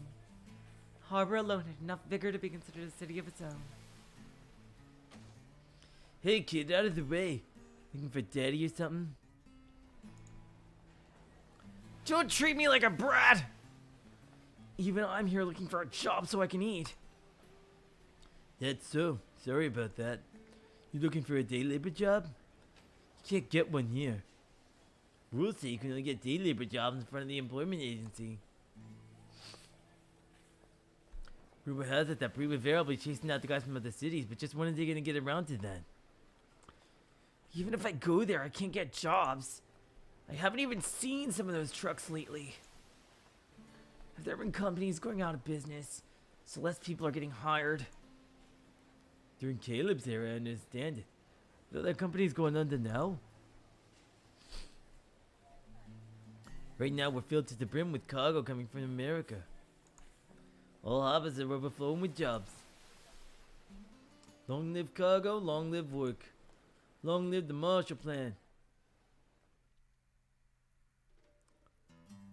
U.S. Secretary of State George Marshall had proposed a large-scale plan of reconstructive aid for war-torn Europe, and also for Japan, which had been devastated by a natural disaster.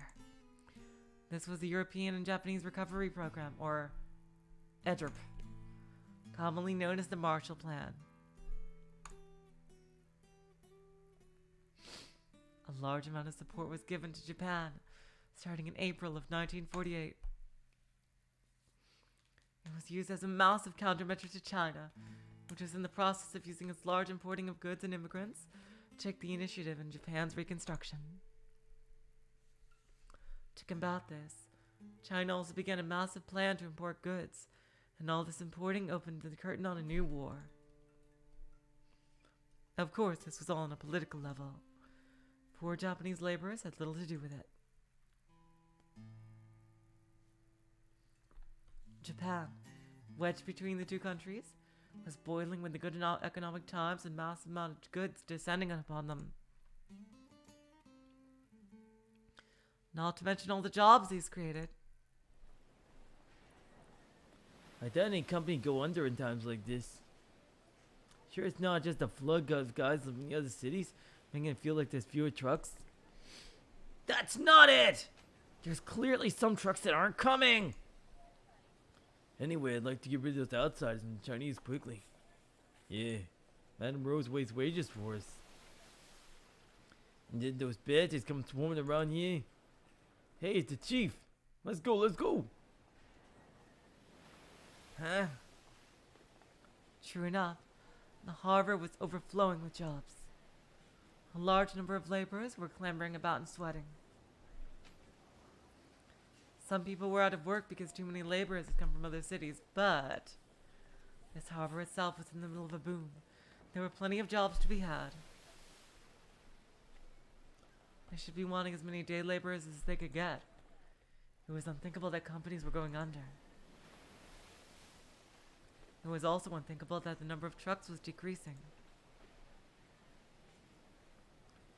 Well, going by what I can see here, I can't believe that there are fewer trucks.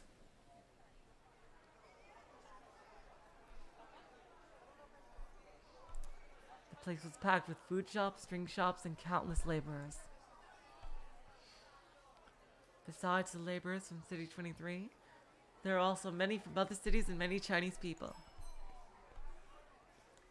Of course, the people from City 23 weren't happy about the others. The Chinese, who were obviously outsiders, probably got singled out for criticism a lot. However,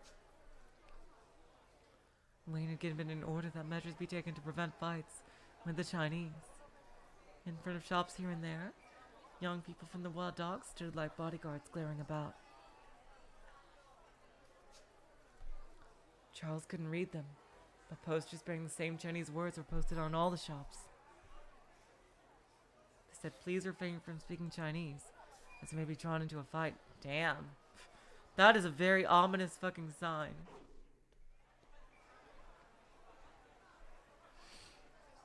At that moment, Charles's eyes clearly picked it out.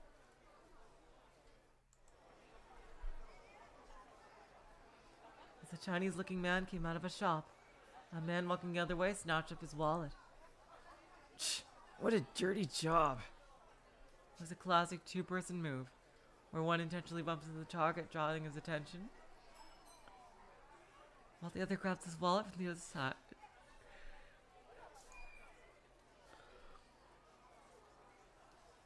I see. So this harbor was jostling laborers in a pond full of sitting ducks for pickpockets.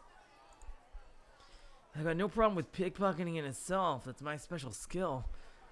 However, going after the pockets of poor laborers is the worst sort of heresy. Hey, isn't that guy even gonna notice? Interesting. It was probably a deliberate handoff. In Charles's eyes, it was a messy job that should have been spotted easily. However, possibly because he was full and relaxed after finishing a meal, the stout Chinese man didn't seem to notice. Normally, Charles would have ignored it.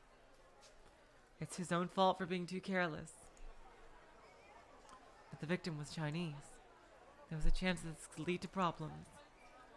The man sat down on the side of the road, taking a relaxed after meal break.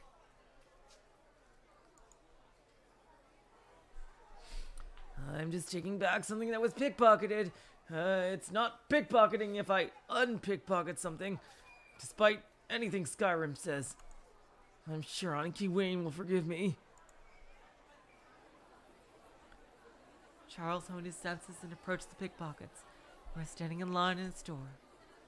This line of bustling laborers who wanted to eat as fast as possible was truly a line of sitting ducks.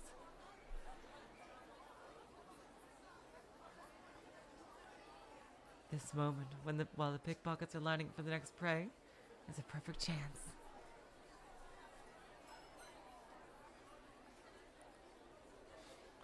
As he focused his concentration, the noise and scenery inside the shop vanished into darkness one by one.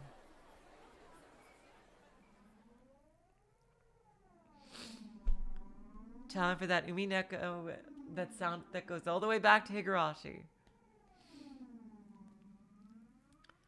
All unnecessary things were swallowed in darkness, and his senses were honed to the max. A dark world with nothing except me and my target. It's been a long time since I've felt this. Ultra instinct pickpocketing. Pickpocket is a survival skill, and also a sinful skill, forgivable only for the poor, who must not attack other poor people. You heretics! I won't forgive you! Now time for my power! Pickpocketing attacks! Charles in charge! Let's go!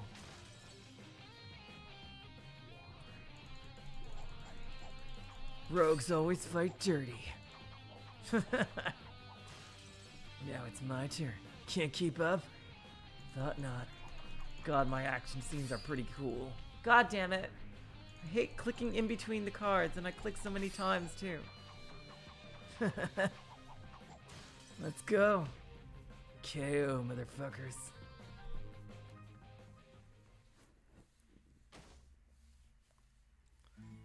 Retribution. Pickpockets must always be careful not to get pickpocketed themselves. They didn't even notice that their prize had been snatched away from them.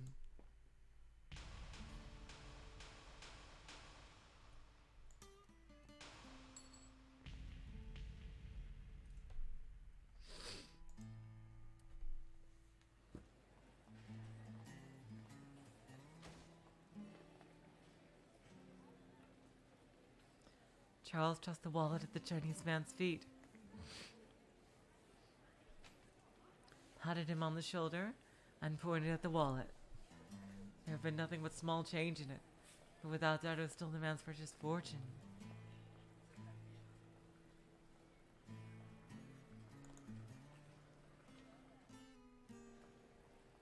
The man hurriedly picked it up and spoke briefly in Chinese. 谢谢. Even though he didn't speak the language, Charles knew he was being thanked.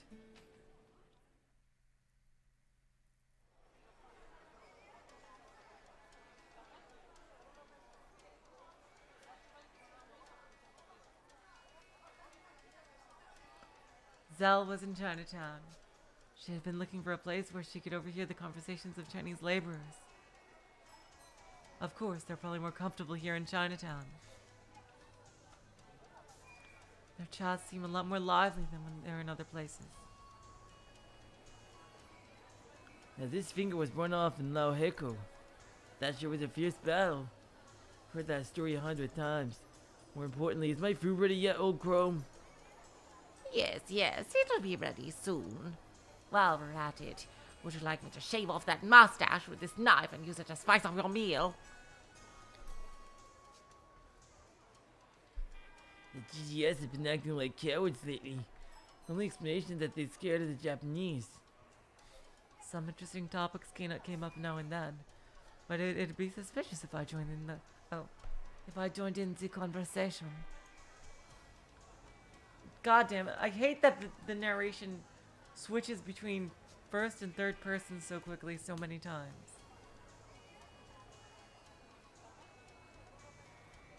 Just pick one per chapter, come on.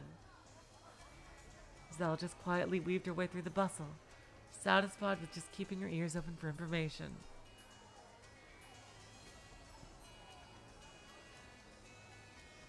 I hear mahjong's illegal now on the continent. Sounds like perfect medicine for my husband. He plays morning till night without working. Oh. Even though wages are so high right now, not good for nothing. Even the conversations of firm Chinese housewives seeped into my head. I wasn't translating from Chinese inside my head. I was simply able to understand the Chinese as words, the same as Japanese ones. For example, arigato and thank you are two different phrases. However, no Japanese person would hear thank you and waste time translating it into arigato inside their head. Thank you means thank you. It's another way of saying arigato. That was the way these Chinese words just seeped into my head. Why am I so fluent in Chinese? And this current story arc is about Chinatown. Oh god, I have a bad feeling about this. For a time, I wondered if I was Chinese myself. However, the words I think inside my head are Japanese. If someone suddenly asks me something, the words that come out are Japanese. Which means I'm probably a Japanese person, fluent in Chinese. Who am I wonder?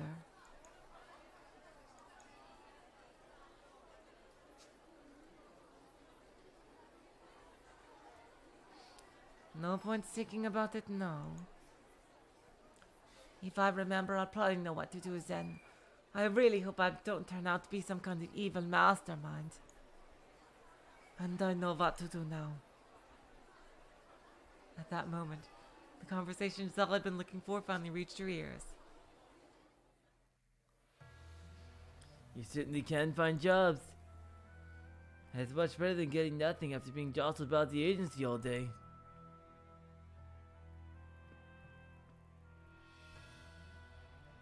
But the kickback sucks. Out of your wage of 400, 150 is taken out in advance. Hey, that's about half of it gone, right? However, you still get to take home 250. It's infuriating, but you get a good income. And the work? They aren't making you help out with something shady, right? No, nothing like that. It's exactly the same as standing in front of the agency. Probably the same trucks that went to the agency coming here instead. It's far better than being packed in around the agency waiting for jobs you won't get. He really is a backdoor for getting jobs. A backdoor employment agency. The Chinese people listened to him gulped. Listening to him gulped. Bingo. Exactamo. Zell's guess had been right. But can you really get jobs for certain? Ah! You can for now. But before long, the number of people will grow, and you might not be able to get jobs even there. In other words, now's our only chance. So what do you say? You interested?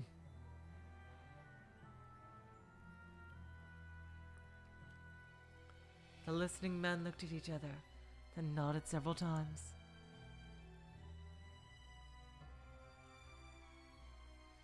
Apparently, the man was asking for an introduction fee or telling them the location. Grumbling, the men fished through their pockets and started gathering small change. After that, the rest was whispered. I could only hear it vaguely, but I caught several vital keywords for pinpointing the location. That's enough for me. Now, if I can just use my legs as a weapon.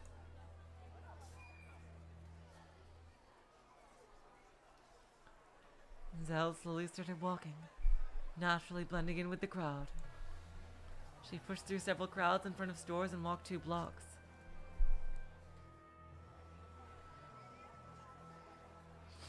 After that, she walked into a small, quiet, empty alley and hid in the shadows. Someone's gonna see her, and they're gonna crash their big performance. I fucking know it. That's probably how this part 2 is gonna end.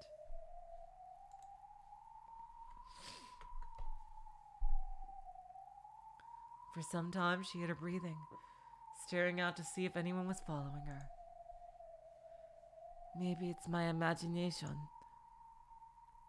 It feels uncomfortable, as though someone's staring at me. Of course, I had no basis for this strange feeling. However, another part of me whispered inside my head, telling me to trust that feeling. If only the Chinese know about this backdoor implement agency, there is a very good chance that the GTS is involved. That means Chinatown is practically enemy territory. I should follow my instincts. I watched for a while, but I couldn't sense any other causes for suspicion. Did I just get too tense and scared of something that didn't exist? Maybe I picked up on someone's murderous intent. Right now, I'm more worried about that the usual way I've been acting might have been attracted to suspicion of someone else. Unusual way. Zell walked out of the alley, merged with the crowd of people, and melted out of sight.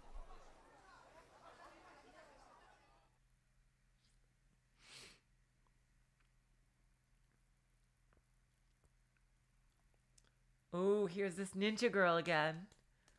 I wonder what she's gonna do. Is she the young lord? Maybe. Look at that. She has that tattoo. It's possible. It was a small girl who had been observing Zell before.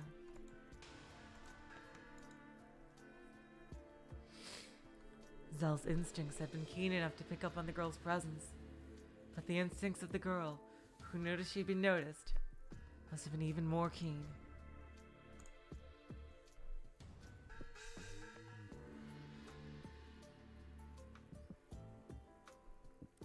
Since her presence had been noticed, she couldn't get close. And if the other girl melted into the bustle of the street, it'd be difficult to chase her alone.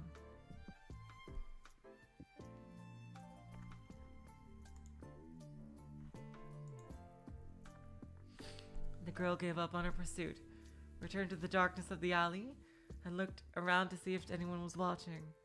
I mean, Mystery Theater, she looks pretty much exactly like Kay Faraday, so I'm pretty sure she looks like some kind of ninja.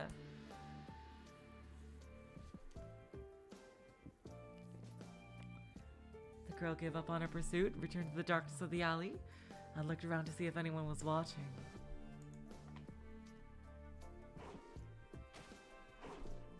She is totally a ninja! Look at this. Then, when she knew no one's eyes were on her, she leapt off the ground, kicked off a wall, kicked off another wall, grabbed a rain gutter, and leapt up on top of a sign. With moving like a monkey or a ninja, she dashed on top of the roof in a flash. To her, it was easier to dash along roofs of buildings, rather than walk amidst the crowd below. I can totally imagine her Naruto running. She's totally Naruto running, isn't she?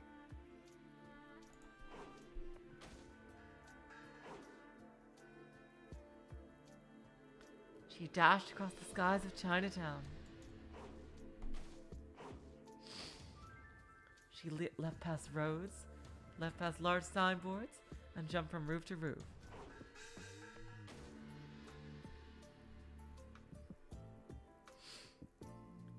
Then, like a swallow, she jumped through a window on the second floor of a Chinese food restaurant. Is she gonna meet Lee Meiju? Is she gonna report to him or something? She rolled about on the floor, terrifying the men inside the room. Who are you? The grim-faced man pulled out his gun, but with an air of unconcern, the girl took off her overcoat. Oh, it's you, Xiaolan. Stop scaring us like that. Didn't we always tell you? Humans walk on the ground coming through doors, monkey girl. The girl, called Xiaolan, ignored the complaints as though she hadn't ever even heard them. She struck her mouth directly on the water tap and started drinking. Jeez.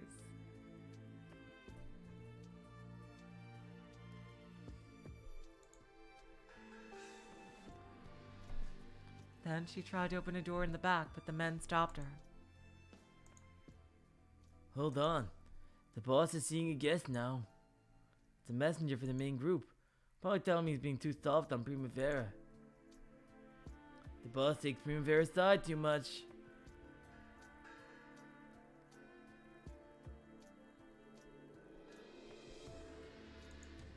That's why they've gotten so cocky.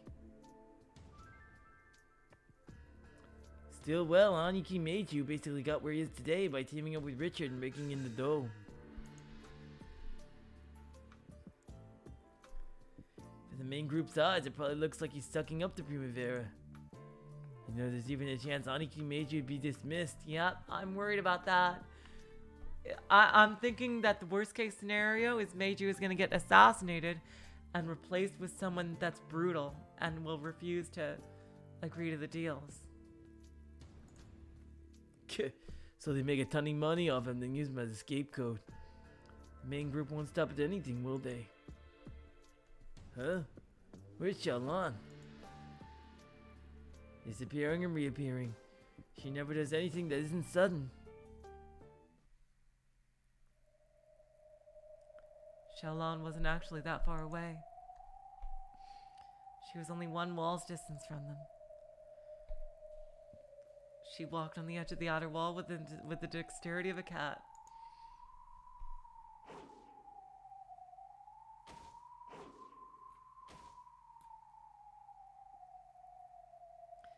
Then she reached the window of Meiju's room, hid her presence, and looked inside. Nothing of the sort. All I do for our countrymen. Have you ever heard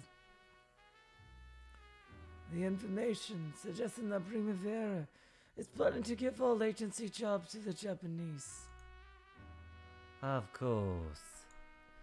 If that happens, our countrymen in City 23 and those who came from City 22 for work stand to lose. If you know that, why haven't you crushed them?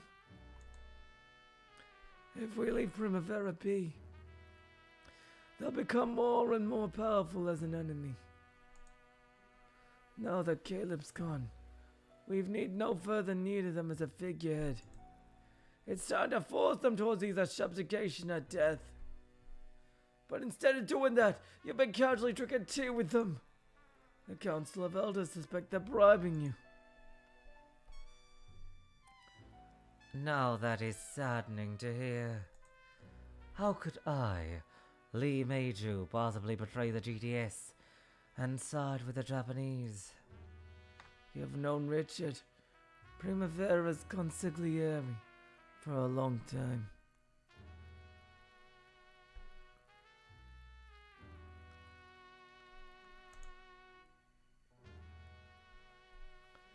You've been placed in a position of trust as a pro-Japanese person, but someone else saying that you're too close to them.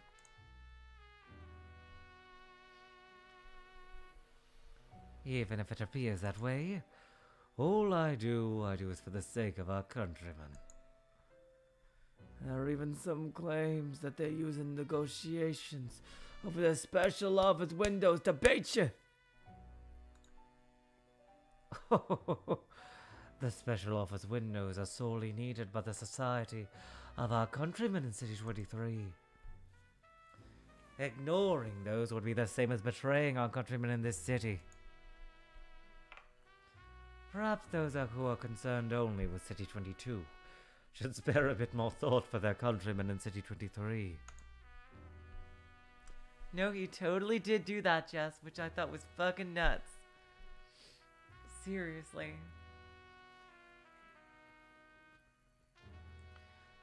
In fact, it is because Primavera has chosen not to scorn us that they have offered such a condition. It seems the elites of the Council of Elders had claimed that all plans directed by the Japanese would be hurtful to our pride, but I would like you to be more aware of certain facts. The protection money supporting your luxurious lifestyles cannot be provided solely by what you can take from all of our countrymen. And you have no issues with me reporting what you just said as a statement of disrespect to the Council of Elders. If you feel my statement was a disrespectful one, do whatever you please. I have constantly negotiated on the front lines between our society and Japanese society, trying to reach an end that will profit our countrymen the most.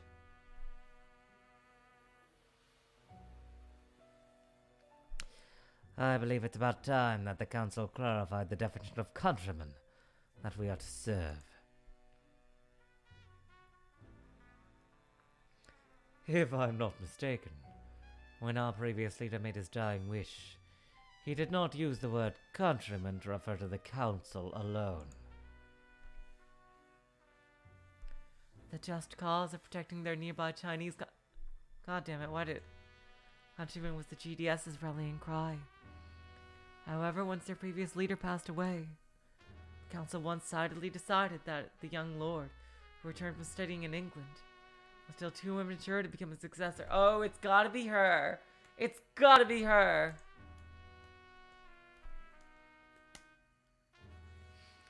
During the wait for the young lord to grow a suitable attitude, the council had acted as a representative for that duty and turned the GDS into their own plaything.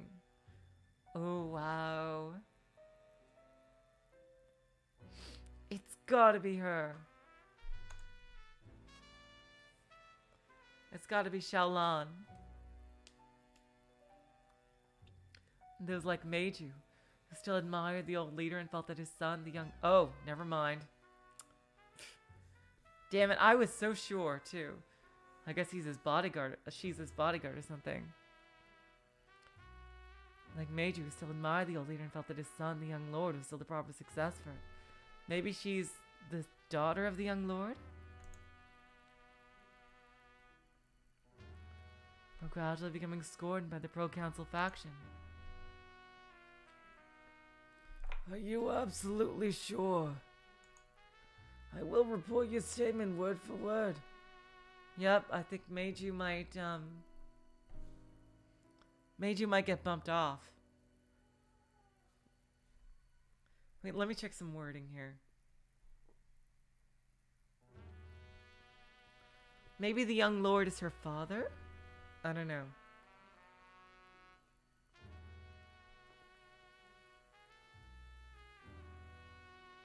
Hold on, I'm just trying to see if I can catch anything from this.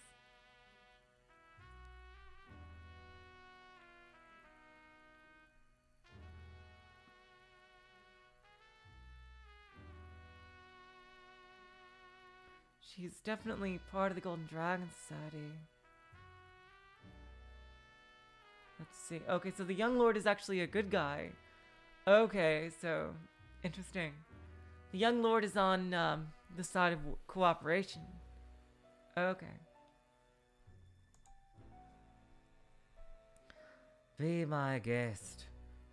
If the council feels that our countrymen in City 23 are the countrymen we ought to protect, then there are no problems with my statement. If that is indeed the case, then please continue to leave everything to me. And I would like you to refrain from any and all tricks performed without my knowledge. I thought you were a wiser man than this. You've disappointed me.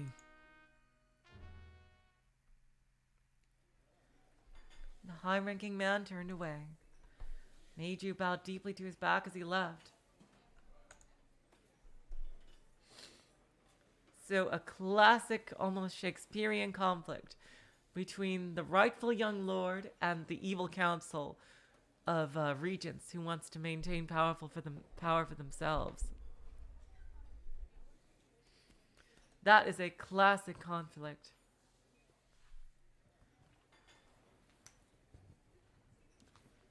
Once the sound of the man's footsteps had disappeared completely, Meiju faced the window and spoke.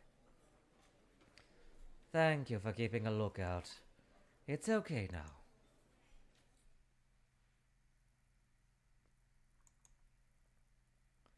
You were keeping an eye out, weren't you? Thinking I might be killed. Damn it, does she ever speak? Because I do have a voice ready for her. Fuck. Xiaolan nodded, then slipped in through the window. She had been watching the executive's movements the whole time. If the man had tried to expose Meiju to any danger, she had planned to jump in right away. I hadn't gotten that senile yet. I could easily kill a man like that or put him to sleep in the blink of an eye. Yeah, that's right. Meiju is on like the same power level as Leo. Or at least the power level that Leo was showing in that fight. Because we know from that fight at the end of part 1 that Leo had been holding back some power, clearly.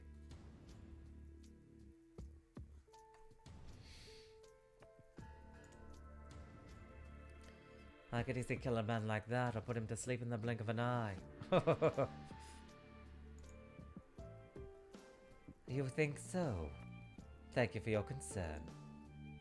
Here's reward for caring so much. I love mooncakes! Oh my god. Mooncakes are delicious, but they're very unhealthy. Meiju took a mooncake out of a cupboard and tossed it. Xiaolan's face showed emotion for the first time. And she jumped in the air to grab the mooncake like a dog. She bit off the packaging and started stuffing her cheeks right on the spot. A year-round liking for mooncakes, which is supposed to be seasonal treats, was Xiaolan's only obsession.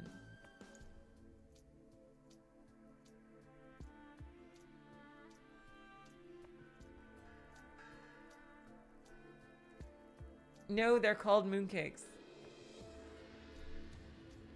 They're a Chinese snack that's very delicious.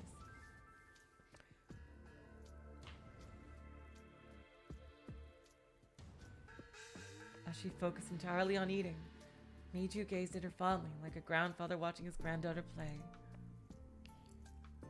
Has anything changed lately? I doubt you came here just so I could give you some mooncake. Damn it, is she ever gonna speak? I guess not. Xiaolan remembered the real reason she had come and quickly swallowed, then walked up to Meiju and whispered something. Oh, in our Chinatown? What could they be planning to start?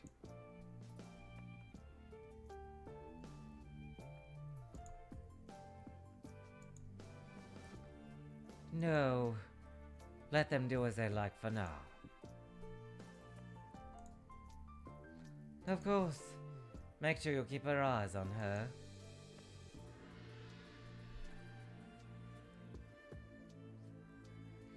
Damn, I don't want to stop playing, but I gotta because of the fucking time.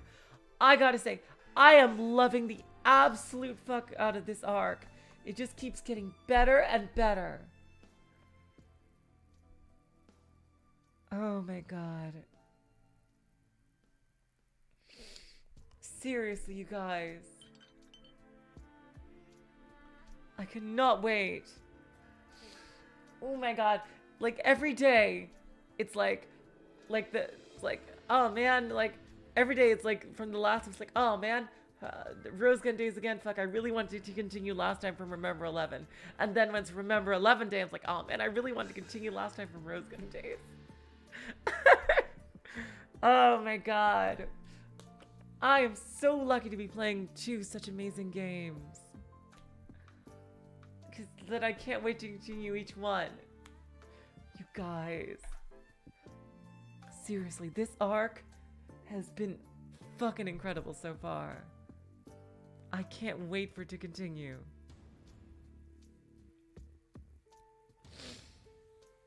And like, it's still, we apparently have 2 other story arcs than this.